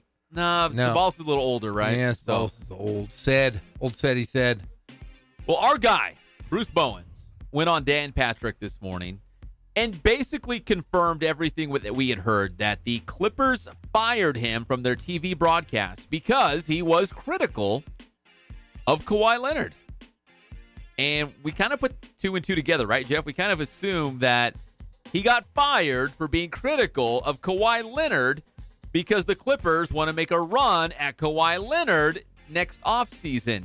Now, it was funny. I had this on in the car with my daughter, and she said, well, does Kawhi play for the Clippers? I said, no. She said, does he want to play for the Clippers? I said, no. She's like, well, why do the Clippers care about Kawhi Leonard? I'm like, well, they think he can play for them. So even to the most casual of sports fan, this doesn't make a whole lot of sense. No, it does not. There's probably, if I did a pie chart, I love pie charts and pie, but I love pie charts. If I did a pie chart for Kawhi Leonard and what team he would play on next season, the Clippers might have a very small sliver. Very small. Very small. Bruce Bowens is very good at his job.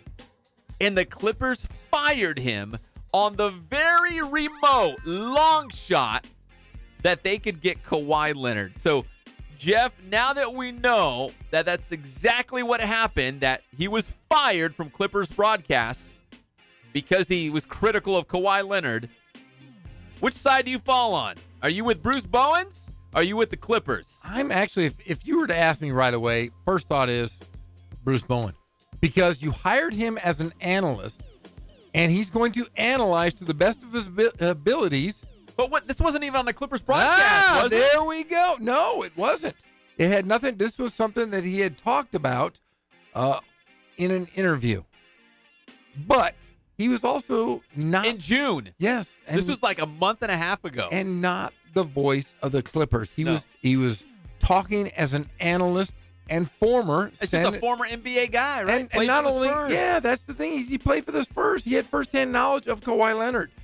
I believe that he was honest when he analyzed the situation to the best of his abilities. I don't think he was disrespectful to Leonard, and I don't think there was any reason for him to be fired, and I don't believe he was unfair by talking about Kawhi Leonard. I'm going to say this before I go on both sides of the fence here. I'm going to say I'm with Bruce Bowens. Me too. He was not on a Clippers broadcast, and even if he was, it shouldn't matter, but he wasn't. How many athletes do we see make personal statements, opinions on anything and everything? Sports, politics, food, anything. Yeah. They're always giving their opinion on things. That's the beauty of social media. They're being interviewed for different things. Bruce Bowens wasn't even operating as the Clippers broadcaster. He was just being Bruce Bowens, former NBA player, former San Antonio Spur. I'm with Bruce Bowens, 100%. Me too. But here's the other side of the fence.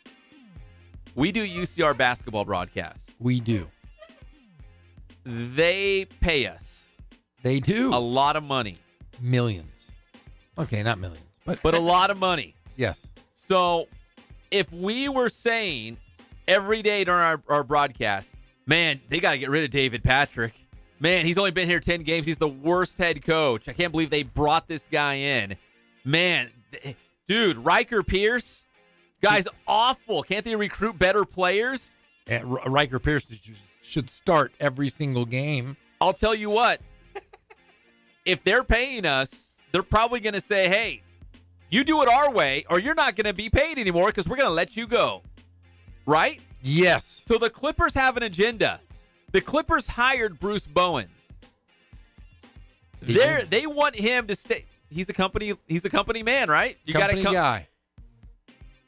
The local broadcasters, whether we're talking about us for UC Riverside, for the Clippers, it is what it is. We're homers.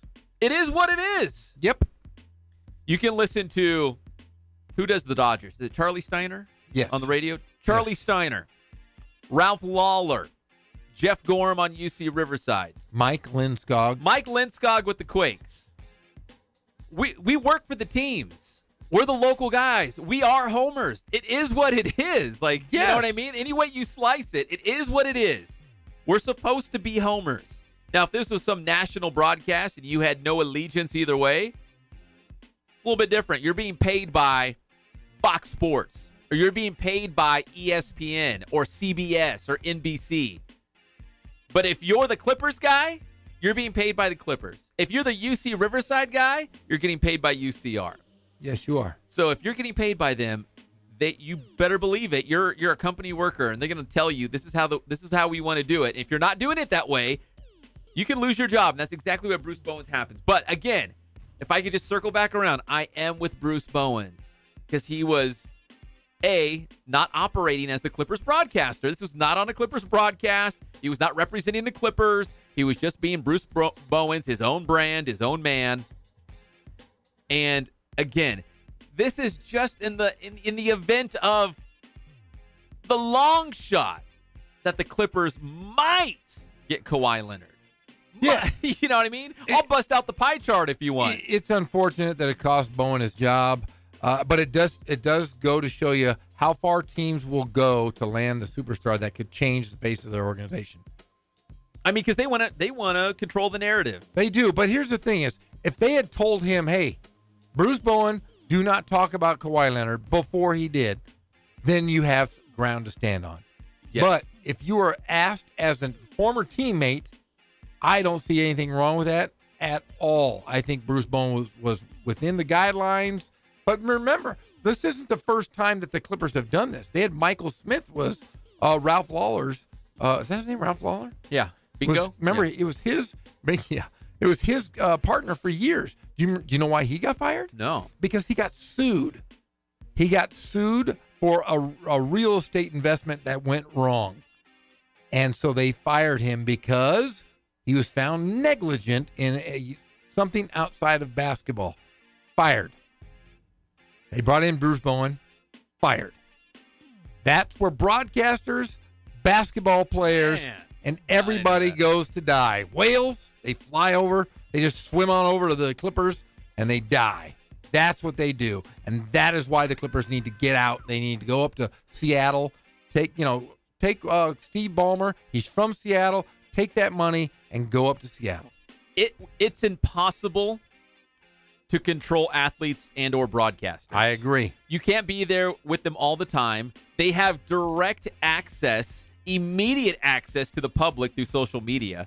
There's no way. Now, you're right, Jeff. They could lay out some guidelines before you even start. Say these, just like any new job, right? You start a new job. Hey, this is how we do it here. These are the rules. You follow the rules. You're going to keep your job. That's it. Safe and simple. But yeah, for him to just, and this is old. This is like almost 2 months old. It just came to light. Like, oh, he said that about Kawhi? Oh, we want Kawhi. Oh, yeah, you're fired. Yeah, they did the same thing. Do you think Kawhi even cares? No, I don't even think it's a blip. I think even if Kawhi Leonard wants to be a Clipper, he's not going to go out of his way to say, I'll be a Clipper, only if Bruce Bowen is fired. Yeah. I want him to be the broadcaster of Cal State Fullerton. I don't think that happened. I don't think it would happen. I don't even think these two would cross paths other than saying hello. But they were also teammates and world champions together. Silly. They know each other. Yes. They know each other. Yeah, but he even said on Dan Patrick this morning that they're good. He's like, I'm good with Kawhi and his family. He means his uncle, right? His handler, his uncle. Yes. He's like, we're good. He's like, this was months ago. And he's like, everything I said, it wasn't untrue. It's just like, I want to see Kawhi step up, be the leader, right? Yes. He was one of the best players in the NBA. He needs to return to that form. Nothing was untrue. Nothing besmirching. He was just, being an analyst. He was kind of, being a little critical. The only thing he talked about was that he should have returned David Robinson's phone call. Yes. That if that's the case, come on. Do you think there's a real shot Kawhi would be a Clipper? No. Take this whole Bruce Bowen things out of the equation. Not a chance in hell, Pep Fernandez. But there's these rumors going around that Kawhi wants to be in Los Angeles, but he doesn't want to be the focal point. If he goes to the Clippers, and no offense to the Clippers, he's a focal point. No, but you kind of slide under the radar. If you're on the Lakers, everyone's talking about the Lakers. You're going to the Laker games. You see the Laker highlights on the news that night. There's LeBron James, so he brings extra attention to the team. And there's the other team. There's the Clippers over there. Yeah, no way in hell. No. Nope. There's no way. Unless he's really, really hurt and he's Danny Manning, he's not going to the Clippers. There's no. Yeah. Because if you want to rewind all the way back to the original statement when Kawhi demanded a trade from San Antonio, I believe the exact wording was Kawhi prefers Los Angeles. He did not say Kawhi prefers the Lakers, and maybe that's what he meant. Maybe just kind of got lost in translation. What about Bryce Harper? What if he says, I prefer Los Angeles? You have two teams in Los Angeles, Halos. Too. Could be the Halos. Yeah, I mean, it's the same thing. But who do you think of when you say the Los Dodgers? Angeles? There you go. So what do you think of when you say L.A. for basketball? The Lakers. There you go. There is no. I mean, it was that wouldn't even be. You're right. No, you're right. I'm not. The Raiders. Yeah. Well, now I think the Rams. I do. Sometimes I forget the Chargers are here, to be honest. But I like the Chargers, man. Yeah. Raiders or Chargers? Rams. Yeah, Rams. Rams. So I get it. When he says, yeah, I'd prefer to go to L.A. Yep, that's what he means. If you read between the lines, he wants to be a Laker. Long shot to be the Clippers. If you guys want, I will create a pie chart. I'll put you a little sliver for the Clippers. It's going to be very, very small. A lot for the Lakers. Maybe a little bit for the Raptors at this point. Maybe they finish number one in the East and things go well. Who knows? Tracy Murray came on our show and said, hey, he might like Toronto. Everyone Toronto's likes a Toronto. great city and now a great basketball city. I watched the Vince Carter documentary on Netflix. Did you ever watch that, Jeff? No. Oh, it's great. I don't know if it's still on there. Didn't he play for Sacramento? Yeah, last season. Yeah, I did. He was like 40 years old. I wouldn't pay attention. No, Okay. when he first got there, he created Toronto basketball. Remember when they first started? It was they call the Sky Dome. Is that where the Blue Jays play? Yes, that's right. They did play there. They did in that big baseball stadium, and it looked weird. But they built them an arena. Tracy Murray played the first game. They got good. Yes, Tracy Murray was there. It's a basketball city now, and they love the Raptors, and they're actually going to be pretty good again. So, well, if I you might like it. If I was a single man, again, with no children, I would live in Toronto forever. I would never leave. You'd never come back? No. I'd be a Canadian, eh? It'd be, they say, hey, I'm glad you're here. It's about time. And It's about time. Sorry, but I have to put my head on this pillow, and then I got to drink a big gallon of milk. For my organization, my Toronto Raptors. They go by the metric system. Metric system. I'd learn the metric system for those America women. does its own thing. Yeah, there's beautiful women there. In Canada? Oh, Toronto? Toronto's it's a melting pot. Toronto's like Amsterdam, man. It's crazy. It's a fun time. All right, we come back. I'm going to tell you about the Jack Boys. What?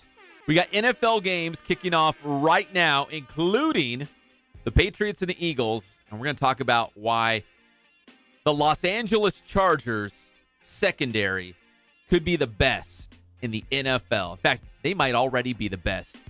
And they call themselves the Jack Boys. That's just silly. We'll be back at your favorite show, the Inland Sports Show, on Fox Sports IE, 1350 AM. How you guys doing?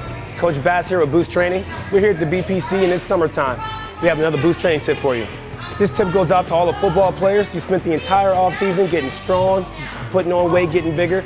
Now it's time to make that sports specific and turn it into power. So these next few tips are going to show you exactly how to do that. Let's check it out. Okay, so our first tip of the day is what's called a depth jump. This is a great drill to turn strength into power that you want to hit as you start getting closer to the season for an off-season football player. So what Cruz is going to do, he's going to take a quick step off the box. He's going to hit the ground as quickly as possible, get up, elevate, and he's going to land on the higher set of boxes here. All right, he's going to have his hips flexed, arms extended. He's going to hold that for a second. He's going to step back down. Here we go, Cruz. Let's hit it. Get up. Nice. Wants to hold that position for a second. Take a nice and easy step down. Depth jump, great drill to maximize power. There you have it. Now, we just showed you guys a depth jump. Now, one of the things that you can do to progress that and really take it to the next level, you can either elevate the 18-inch box here, all right, or we can elevate the landing box, all right? And remember, the goal here is to minimize ground contact and have a great counter movement, meaning when we hit the ground, we want to bring our arms through, all right? So just one of the things that you can do to make this more difficult and to maximize all those power gains. So that's our Boost Training tip of the day. Thanks for checking us out again. And make sure you stay up to date with everything that's Boost. Check our schedules, check our videos at our website at www.boosttrainingsystems.com. Check out our Twitter at Boost_training and our Instagram at Boost Training. Grind hard, stay solid.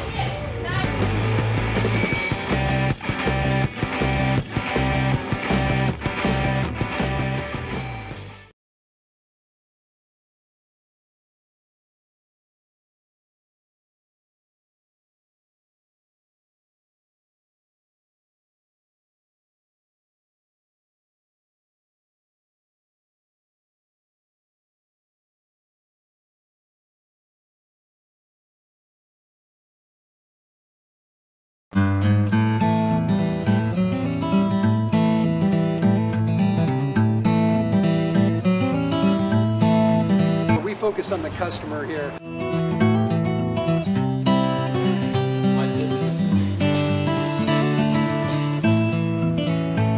Believe it or not, that is the biggest thing for customers on an oil change. They just want the convenience of coming in, driving in, getting it done, and driving out.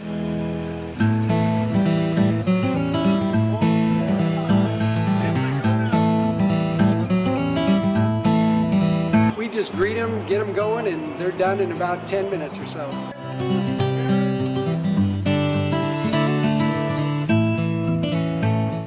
push any sales on them. We do the oil change, and I think that's what sets us apart is our customer service.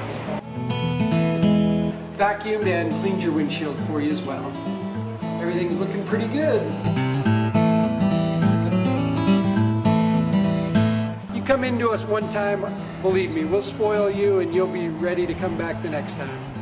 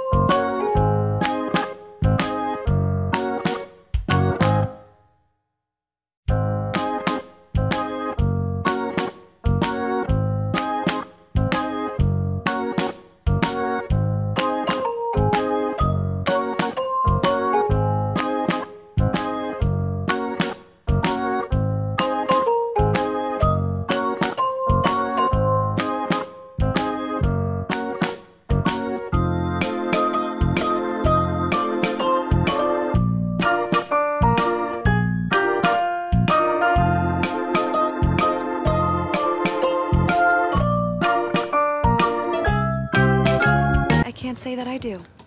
I don't know how to put this, but I'm kind of a big deal. Really? People know me. Well, I'm very happy for you. We're back to the Inland Sports Show. Here are your hosts, Pep Fernandez and Jeff Corum.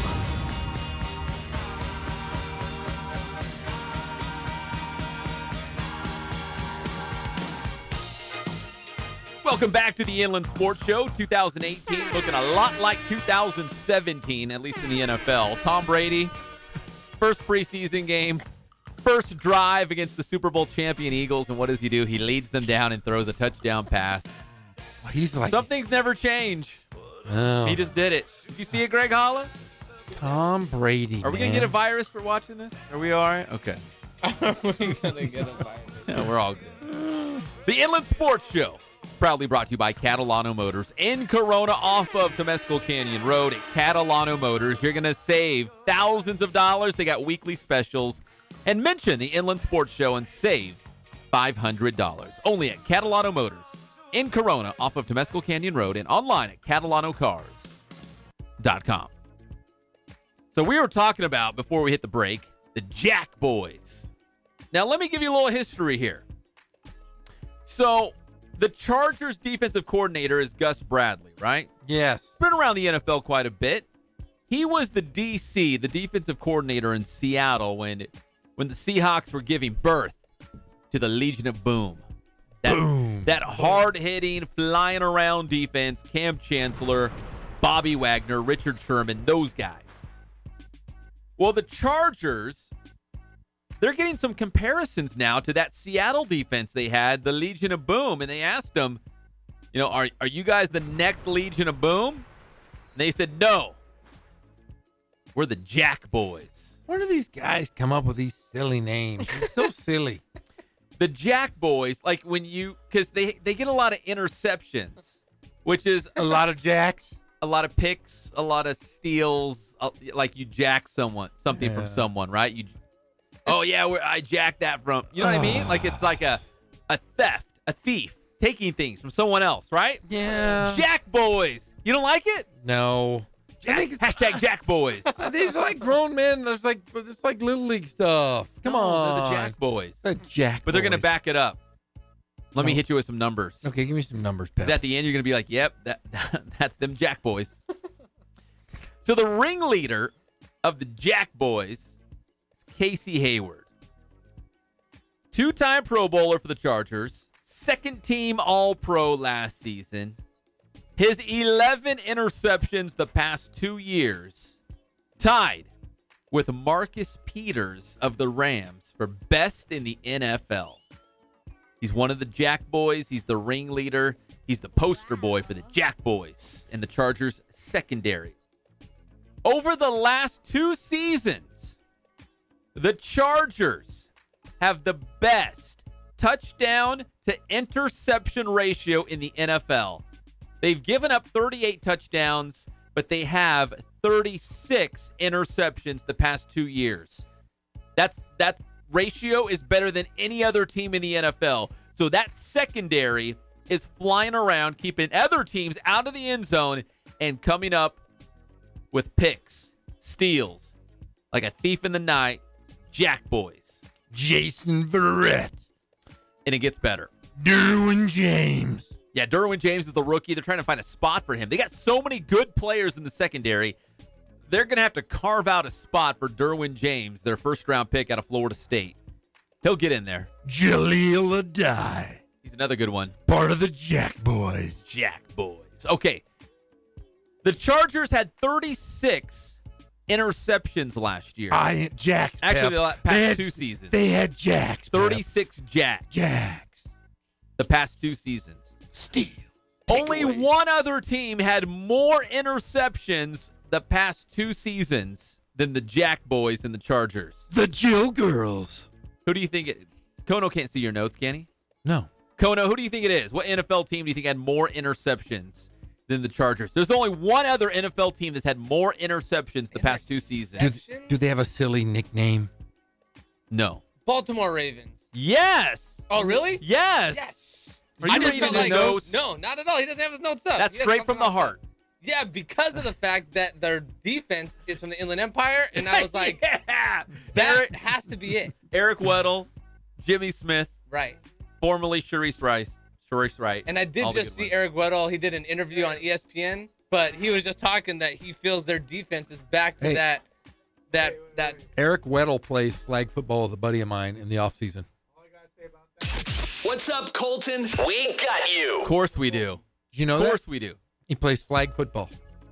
That's awesome. No joke. Down here in the IE. Where? Why haven't you told me that? Told me before. Why don't we go see him? I don't know. He plays flag football with a bunch of guys that drink a lot of beer. And I think they have a funny name too. But there's a team. Did I tell you guys about the time I went to Dodger Stadium with David Robinson, the Admiral? No, it was at Oakland Alameda Coliseum.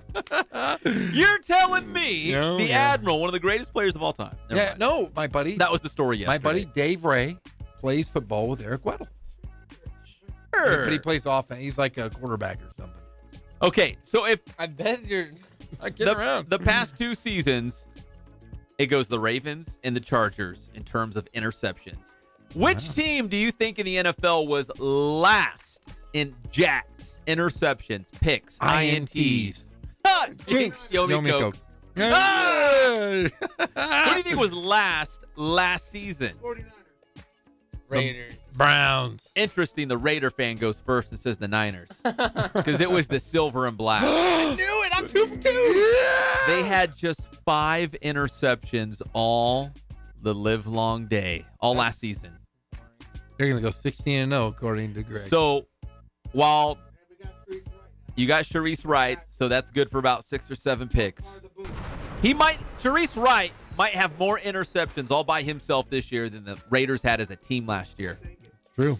So while the Chargers have the Jack Boys, and they're coming up with interceptions right and left, John Gruden has already said, man, we've got to do something with defense and the secondary. We've got to come up with turnovers. We've got to get interceptions. We were dead last in the NFL last year. Oakland has to do something. You need a yellow jacket buzzing around. The Jill and girls. that will be Sharice Wright. So anyways, so the next time you hear the Jack Boys, you'll know exactly what someone else is talking about. Or you can be the smart guy in the conversation. Maybe you got a so-called Chargers fan in your little group that you hang out with. I'm a Charger fan. And they're like, oh, yeah, how do you think the Chargers are going to do? Say, you know what? Depends on those Jack Boys. And if they say, what's that? Say, you're not a Chargers fan. Try again. Chargers are going to be in the Super Bowl versus the Rams. Could happen. It could. I clicked on an AFC West preview by the Sporting News. Is that like a big magazine? Oh, that's a very big magazine. They had the Chargers at 13-3 this year. Hey, guess who else had the Chargers at 13-3? Who? This guy. With It could happen. They're good. They got a good offense. Their defense, really good. In fact, their defense might be better than the Rams. Shut your mouth. They're yeah. pretty good, though. Their secondary is just as good. The Jack Boys. Their defensive line is just as good. At least their defensive ends. Yeah. I'm just saying. And their offense, Phillip Rivers, Keenan Allen is now a #1 receiver. He's that good. Melvin Gordon, I feel like he's going to continue to grow and blossom. They're going to be good. They just need a tight end, right? They do. All right. Me. Maybe I can go out Monday. Do Sign it. me. Do Sign it. Me. Sign me. When we come back on the Inland Sports Show, we're going to have our NFL scores, an update. Tom Brady has already tossed a touchdown. Of course he did. He's Tom Brady. But we got your NFL score updates when we come back. Patriots taking on the Eagles, Steelers and Pack, Jets and Redskins. We'll be back as your favorite show, the Inland Sports Show on Fox Sports IE, 1350 AM.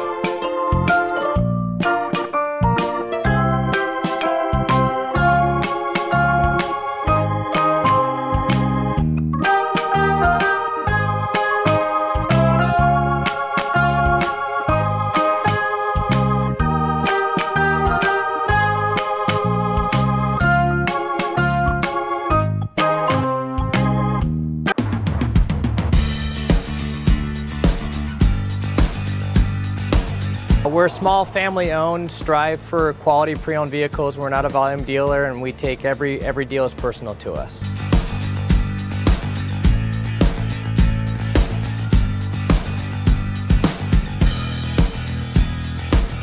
We're a low-stress environment. We're not a pressure sales house. If you want to shop us, you're more than welcome to shop us. We have, like I said, great rates, competitive financing, a lot of one-owner, clean Carfax, clean title vehicles.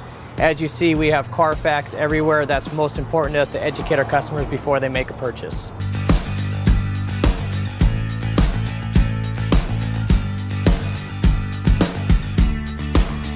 We're right off of Ontario, right off a couple exits off the 15 freeway, off Cahelco, off El Cerrito, and we're right on the main drag going into Dos Logos and the crossings.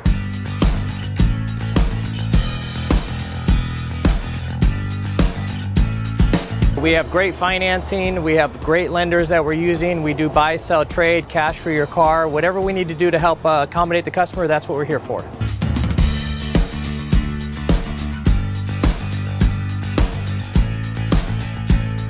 We have a little bit of everything. We start at about $69.95 and go all the way up to $100,000. We have Escalades, we have commuters, we have pickup trucks, we have Jeeps, sport utilities, and if we don't have it, our specialty is finding you exactly what you're looking for.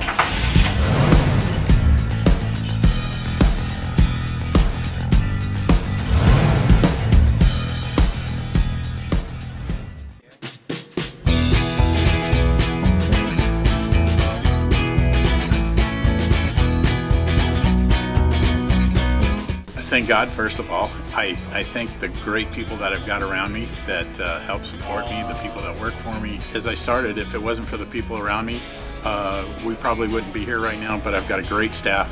I've got great people that do stuff for us outside the store, and we've been very, very fortunate.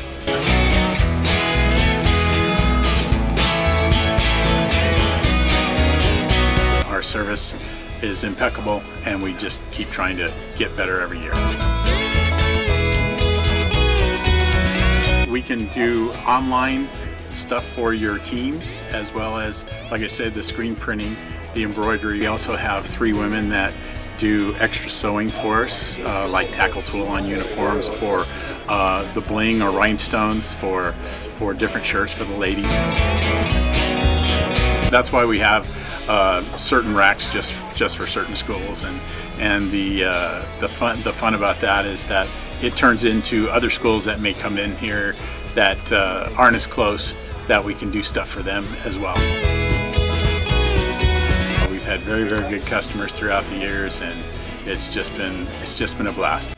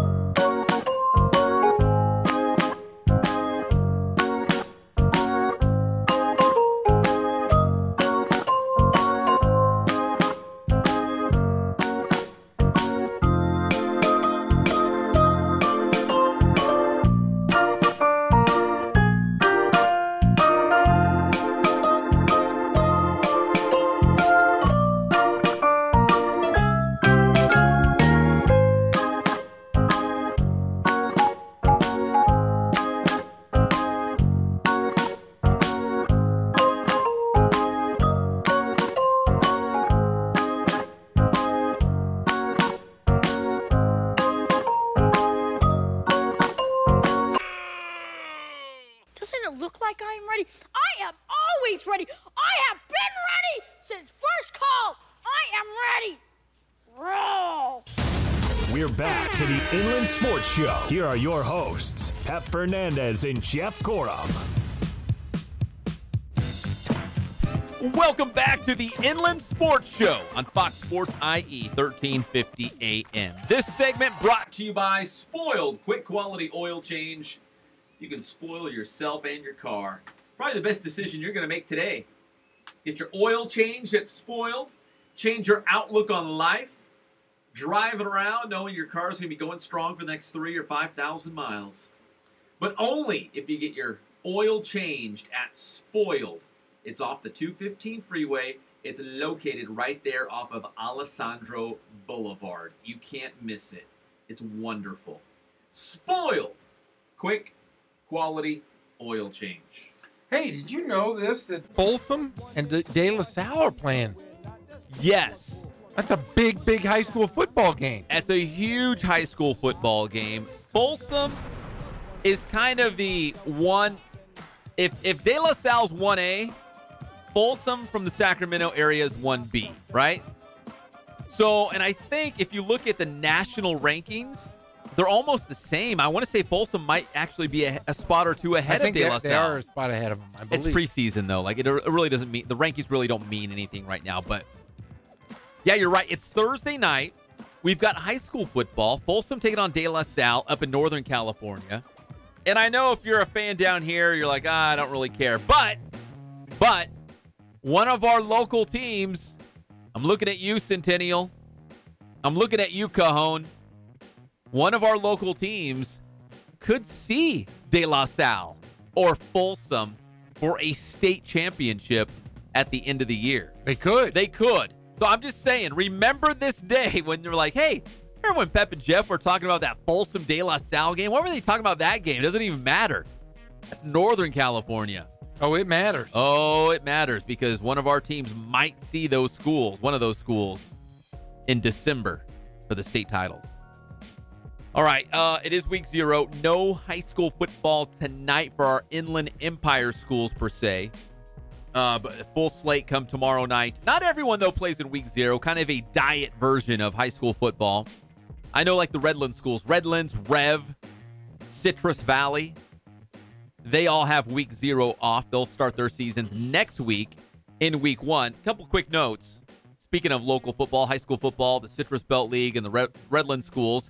I was at Citrus Valley last night, interviewed Coach Kurt Bruick, and you know what he told me? And it was really, like, it really kind of opened my eyes. I don't think I've heard a coach actually say this before, but he's like, you know what? We got a good team, but I'll tell you what the difference is going to be.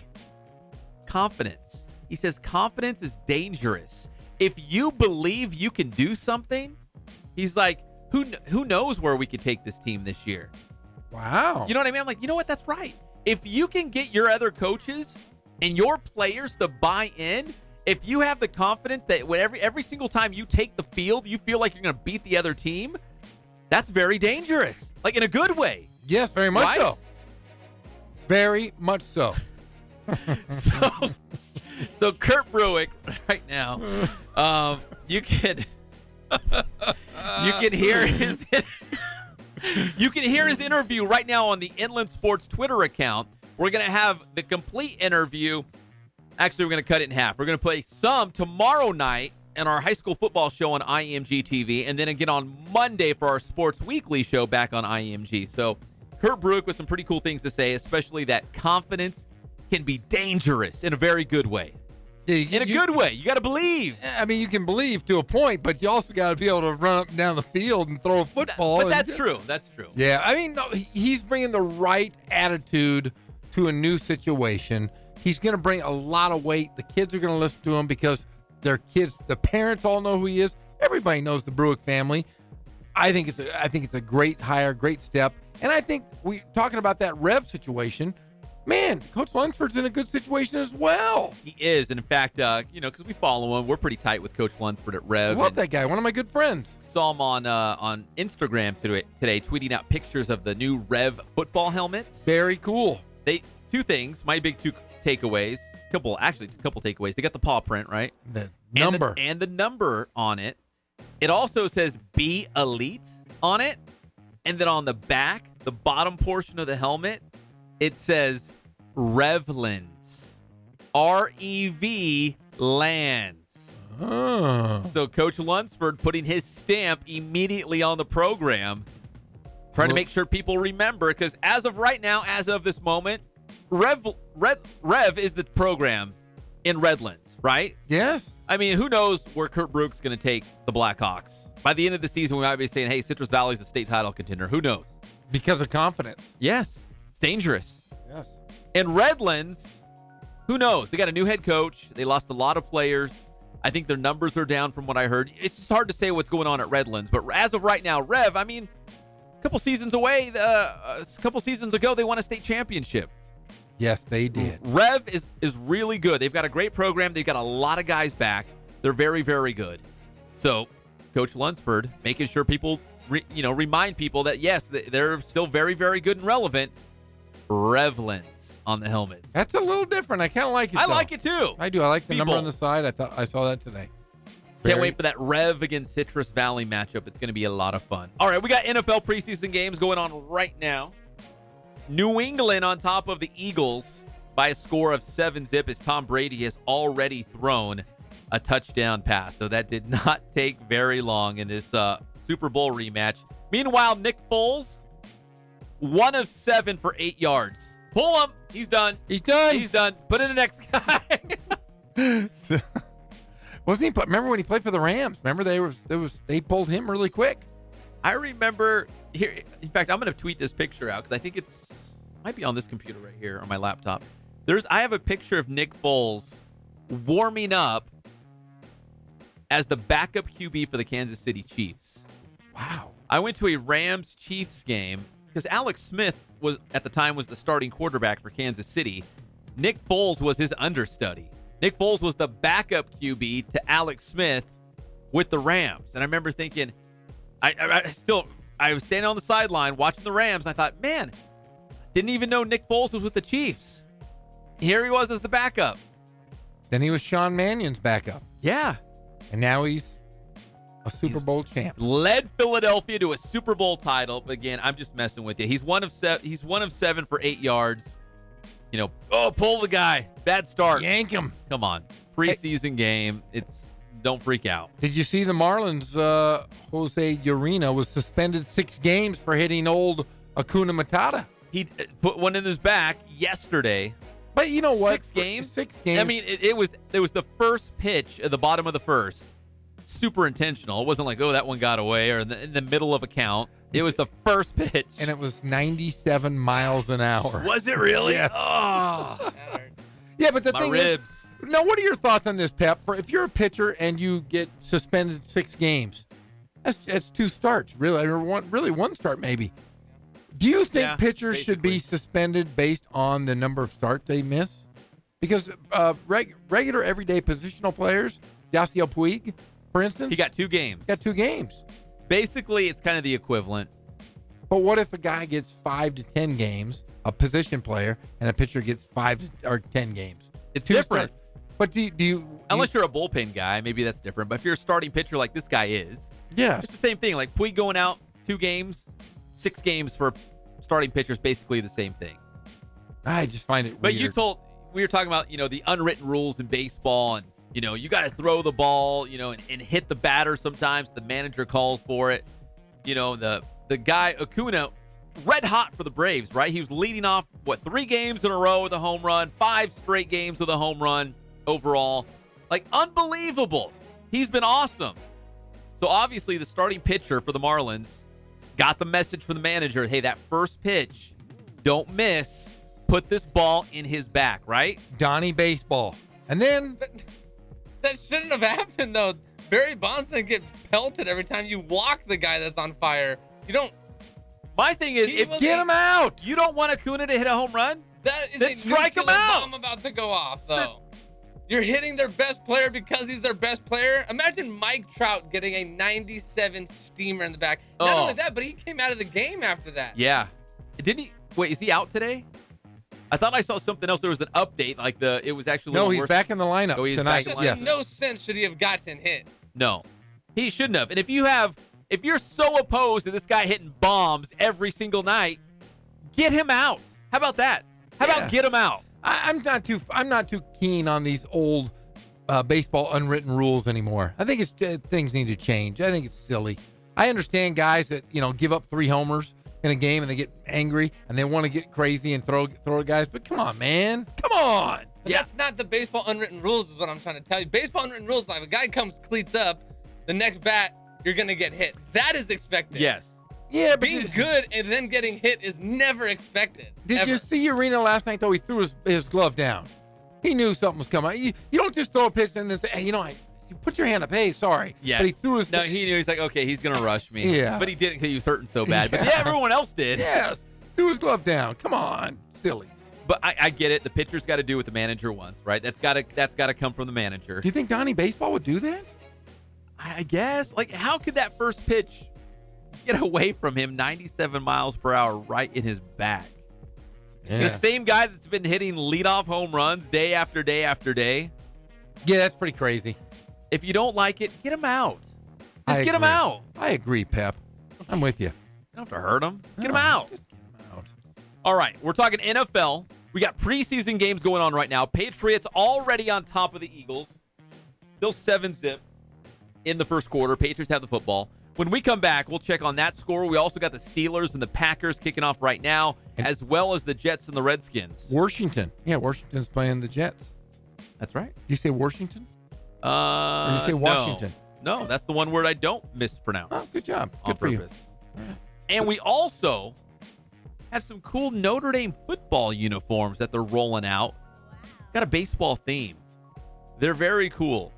I've got some suggestions for some other ones as well. So we'll talk NFL preseason games. We got the scores coming in live on the air in Notre Dame football when we come back on the Inland Sports Show, Fox Sports IE, 1350 AM. Do you think people will vote for me? Heck yes. I'd vote for you. Like, what are my skills? Well, you have a sweet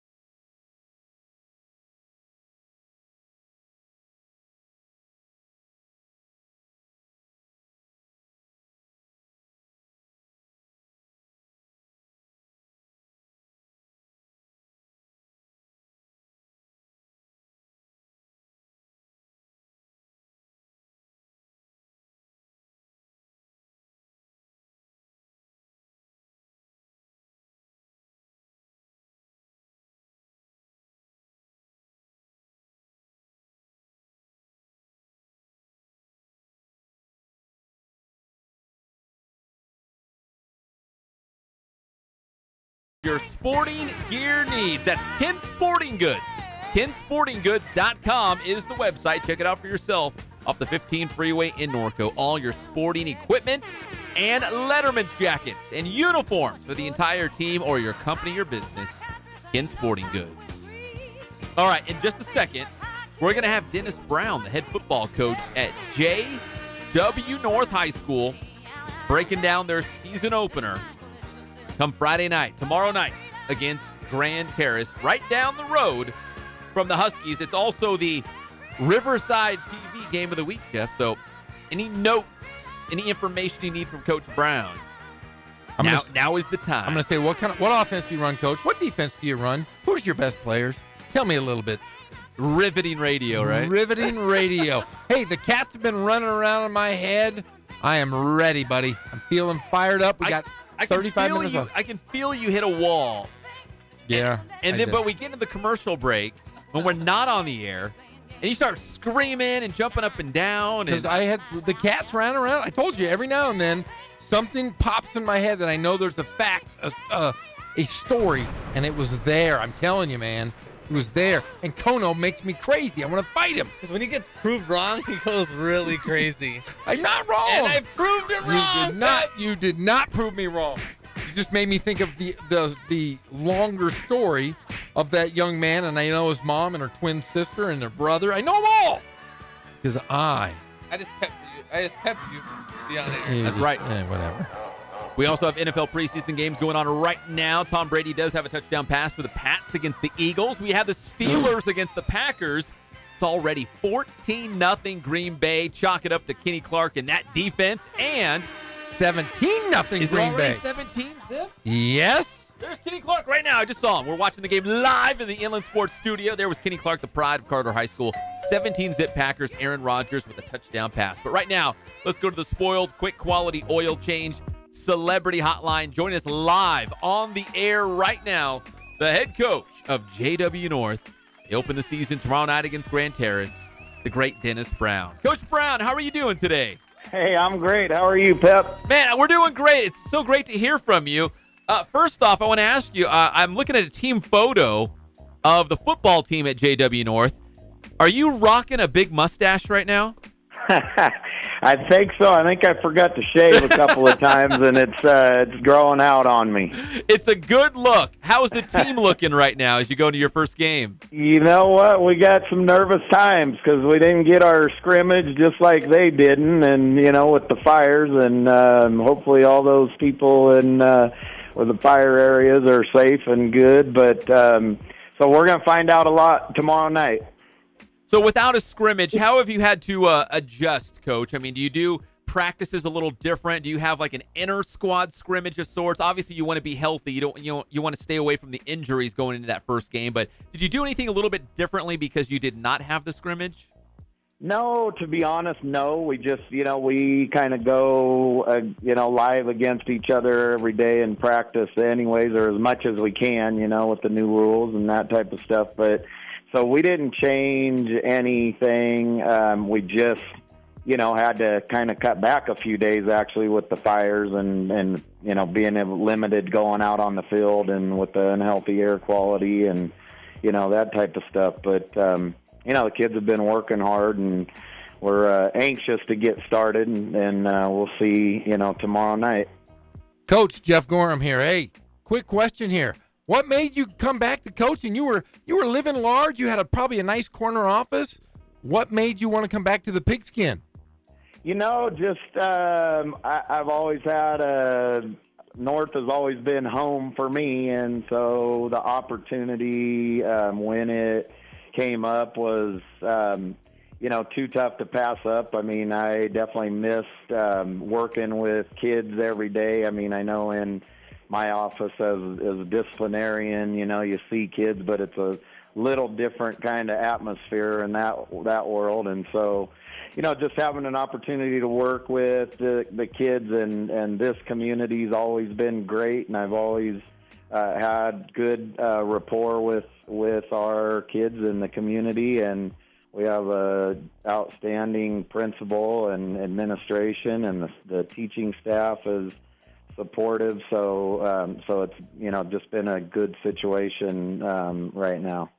We're talking with Dennis Brown, the head football coach at J.W. North High School on the Inland Sports Show. And, Coach, with the start of the season pushed up, it's kind of crazy. It's wild that we're already starting regular season games tomorrow night being week 0. Did it change the process starting early? Obviously, it's probably business as usual because you have the same amount of time to, have your, whatever you want to call it, training camp or prepare for the season. But, man, it starts tomorrow night. Did this year feel a little bit differently getting ready? Absolutely. Yeah, everything just happened fast. I mean, like we talked about with the kids is, we're getting a late start, being hired so late, but no excuses, and we're not looking for excuses. We just, we're going to continue to get better every day and see, what happens as the season goes on. Well, it is the Riverside TV Game of the Week tomorrow night. Coach, what do you think the keys are when you take on this Grand Terrace team that, has started enjoying a little bit of success? They won a league championship last year. I mean, this is a pretty good Grand Terrace team that you're going to see. Sure, absolutely. They're well coached. They're going to play hard, and they're physical, and they have, an outstanding quarterback that's, a dual threat player, obviously. So containing him is where it's going to start. And then offensively, we have to do a good job of taking care of the ball and making sure that we kind of limit their possessions as well. Well, Coach, you have a pretty special quarterback yourself, Nick Satcher. What's he been like to coach? He's had 3 different coaches in his high school career. But what has he meant to you coming into this season? Yeah, just having a leader, in that role, that's had the experience, and like you said, he's been, with faced with different coaches, and so he's mature and has done a great job of transitioning each time. Probably all I can speak of is with us, but he's done a great job of learning the differences of what we're trying to do, and it's a learning curve for him, and we're going to grow together. But so far, he's handled everything we've thrown at him, and we'll learn a lot more, like I said, tomorrow night. Well, Coach, we appreciate the time. We're excited about North and Grand Terrace tomorrow night, week 0. It's the Riverside TV Game of the Week as well. Coach, it's great to hear from you, and best of luck tomorrow night against the Titans. Oh, thank you. I appreciate it, and have a great season yourself. All right. Thank you, Coach. Thanks, good to hear Coach. from you. Okay, bye. All right, see you later.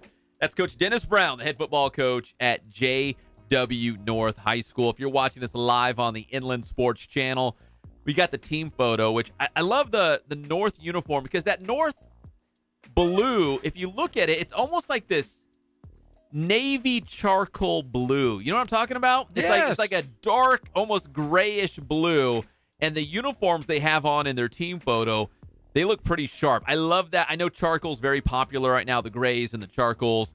It looks really good with the big bright yellow numbers like popping off. It looks really good. And of course, Coach Brown has the big mustache. He got the giant mustache, and I'll tell you what, the Brown family locally, and they've been all over. They've coached everywhere. You look at his coaching staff, he's got the Calhoun family that've been longtime North guys, and then Vaiapulu guys are back. Both of them. Yes. There's 2 of them back in the coaching with Vaiapulu, the same one that was the head coach at Riverside Poly, right? Yeah. And then he went out to, I think it was like Hemet High School, something like that, and now he's back. Yeah, Vaiapula and Steve Vaiapula.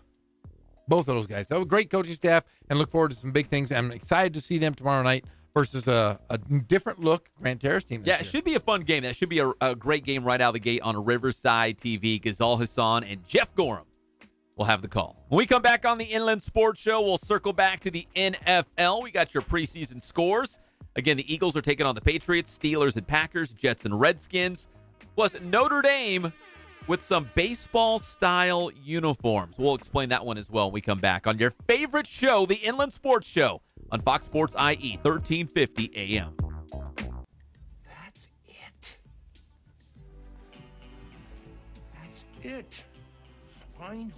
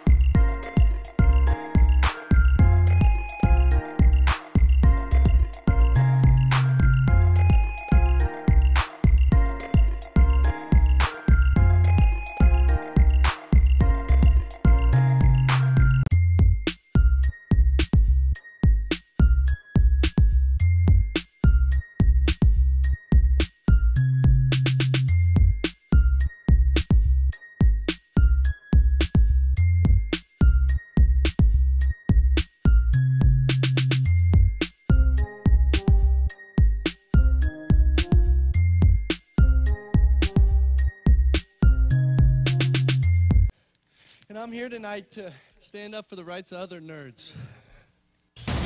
We're back to the Inland Sports Show. Here are your hosts, Pep Fernandez and Jeff Corum. Right about now, the Funk Soul Brother. Check it out now. Is this Fat Boy Slim? It is, isn't it? I didn't even know is. that. That's just from a good movie, though. What movie? That one with American Pie? No, the Freddie Prinze movie with the hot. Yeah, the hot little. She's all that when she was the nerd. Was it oh, that one? yes. I'm telling you right now, her Rachel Lee Cook, I think her name is. Unbelievable. I still have a crush for her, on her. Crush for her? On her? I'd give her a boutonniere, or no, a corsage, and take her to the prom. She was a looker. You go to Spoiled, you get a mint and a flower, you'd be all hooked up. I can and give you her... get the oil change, so you know you're going to get there. Spoiled quick quality oil change. It is. And this segment is also brought to you by Boost Performance Training. In Corona with Coach Ray Bass. I'm sure he went to lots of proms in his day because he was a big-time high school football star at Centennial. You can go to Boost Training Systems, regardless of the sport, regardless of the level. They're going to make you so much better. Lacrosse, golf, soccer, football, don't matter. Track. They got track athletes there. Yes. They're going to help you get better, whether you want to make the starting team, get a scholarship. They're going to help you achieve your goals. At Boost Performance Training, follow them on Instagram and Twitter. You're going to love it. All right, NFL preseason game. Oh, don't look now, but here come the Steelers. The Steelers. Jeff, I thought you told me it was 17-0. I turn around, it's 17-14. The Steelers have scored back-to-back touchdowns before you could even blink your eye. Like in the span of one commercial break, they had 2 touchdowns. Aaron Rodgers and Brett Hundley are the quarterbacks that play for Green Bay. And Big Ben is not playing for Pittsburgh. Isn't he in concussion protocol? He is in concussion protocol. Mason Rudolph is 2 for 4 for 25 yards and 1 touchdown. All right, so the Steelers back in the game against Green Bay, but still down by 3, 17-14. Tom Brady has a touchdown pass. Jets and Redskins also kicking off. So Notre Dame football, not Notre Dame High School here in Riverside, which we love the Titans, but we're talking about Notre Dame, the Fighting Irish. You know, they usually play a game at Yankee Stadium. They do. It's really cool. It is very cool. They go inside the big baseball stadium, and, it's kind of a different configuration, but they make it work, and it's cool playing inside a baseball park, especially with a legendary franchise like the Yankees. So to kind of salute and honor the Yankees and bring 2 of these great brands together, because Notre Dame football, man, I'll tell you what, there's Fighting Irish fans wherever you go. Colton, Redlands, Temecula, the Myrrh, they're everywhere. The Myrrh? The Myrrh! It's Murrieta. Murrieta, thank you. So the Notre Dame football team is going to have Yankee-inspired uniforms. If you haven't seen them, do yourself a favor. In fact, if I can dig one up, I'll tweet it out too. But it's really cool. It's these Notre Dame football uniforms, but in Yankee colors and pinstripes. Like, you see a lot of these photo edits on social media, on Instagram and Twitter, where a lot of these artists come up with these renditions of, hey, what would, I don't know, for example, what would the Rams uniform look like with Laker colors? You know what I mean? Like, what would a Chargers uniform look like if it was for a soccer team, right? You see it all the time. Yeah, you and I were talking about this last. The Premier League had NBA jerseys, which was kind of cool. But they're all these renditions. Like, they're like, hey, this would be cool. Like, these Photoshop, these edits that they do. No, the Fighting Irish are really doing this. It's a Yankee football uniforms at Notre Dame. So I thought, Jeff, if USC did uniforms and you had to go with your local baseball team, wouldn't USC go with the Angels and UCLA would go with the Dodgers? Yeah, I guess you would have to. I mean, just color scheme wise. Kind of. The Angels are a little bit more in line with the USC colors, and UCLA is a little bit closer to the Dodgers, although neither one is a direct match. But the Dodgers at one time were powder blue. Were they Brooklyn. really? Yeah, there was some powder blue. So it could work. It could work.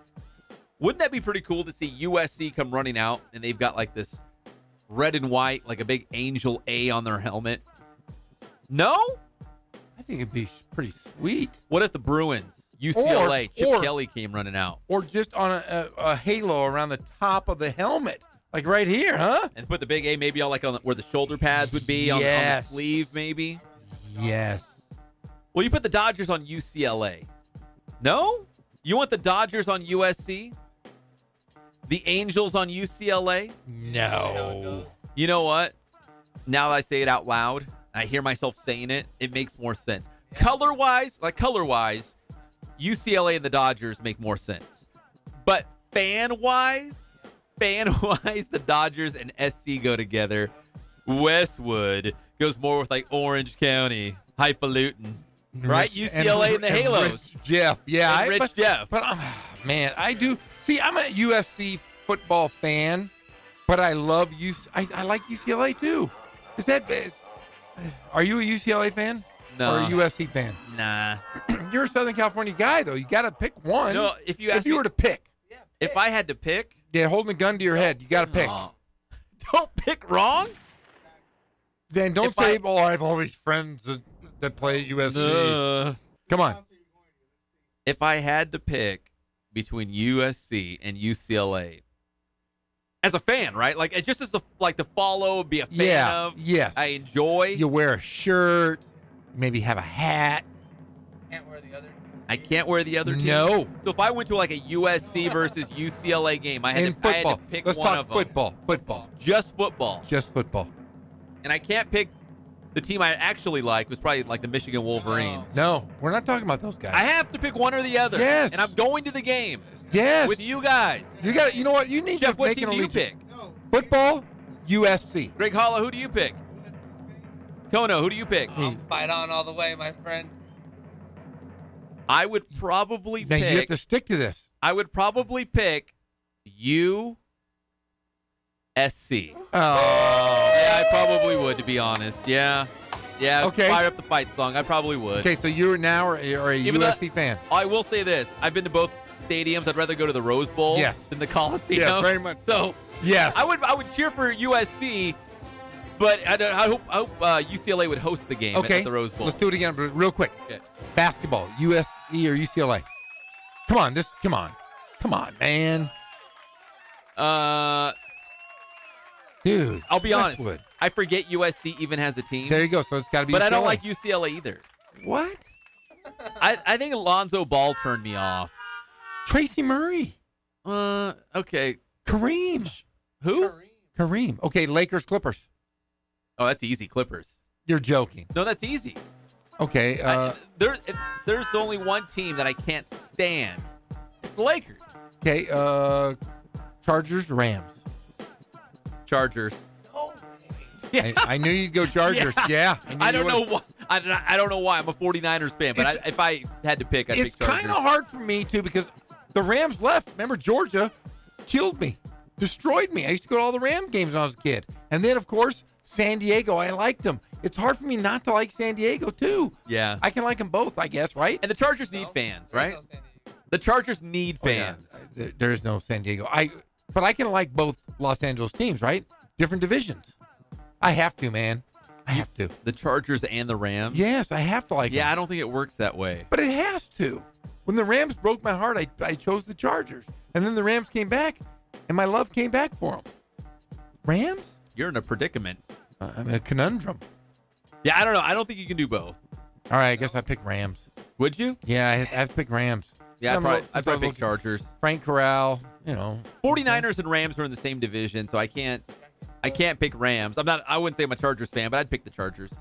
All right. All right, when we come back on the Inland Sports Show, we're going to wrap this up. We'll get you all set for another big night of Quakes baseball out there at Lone Mart Field. We didn't even get to the Dodgers lineup, so maybe I'll sneak in the Dodgers lineup when we come back as well.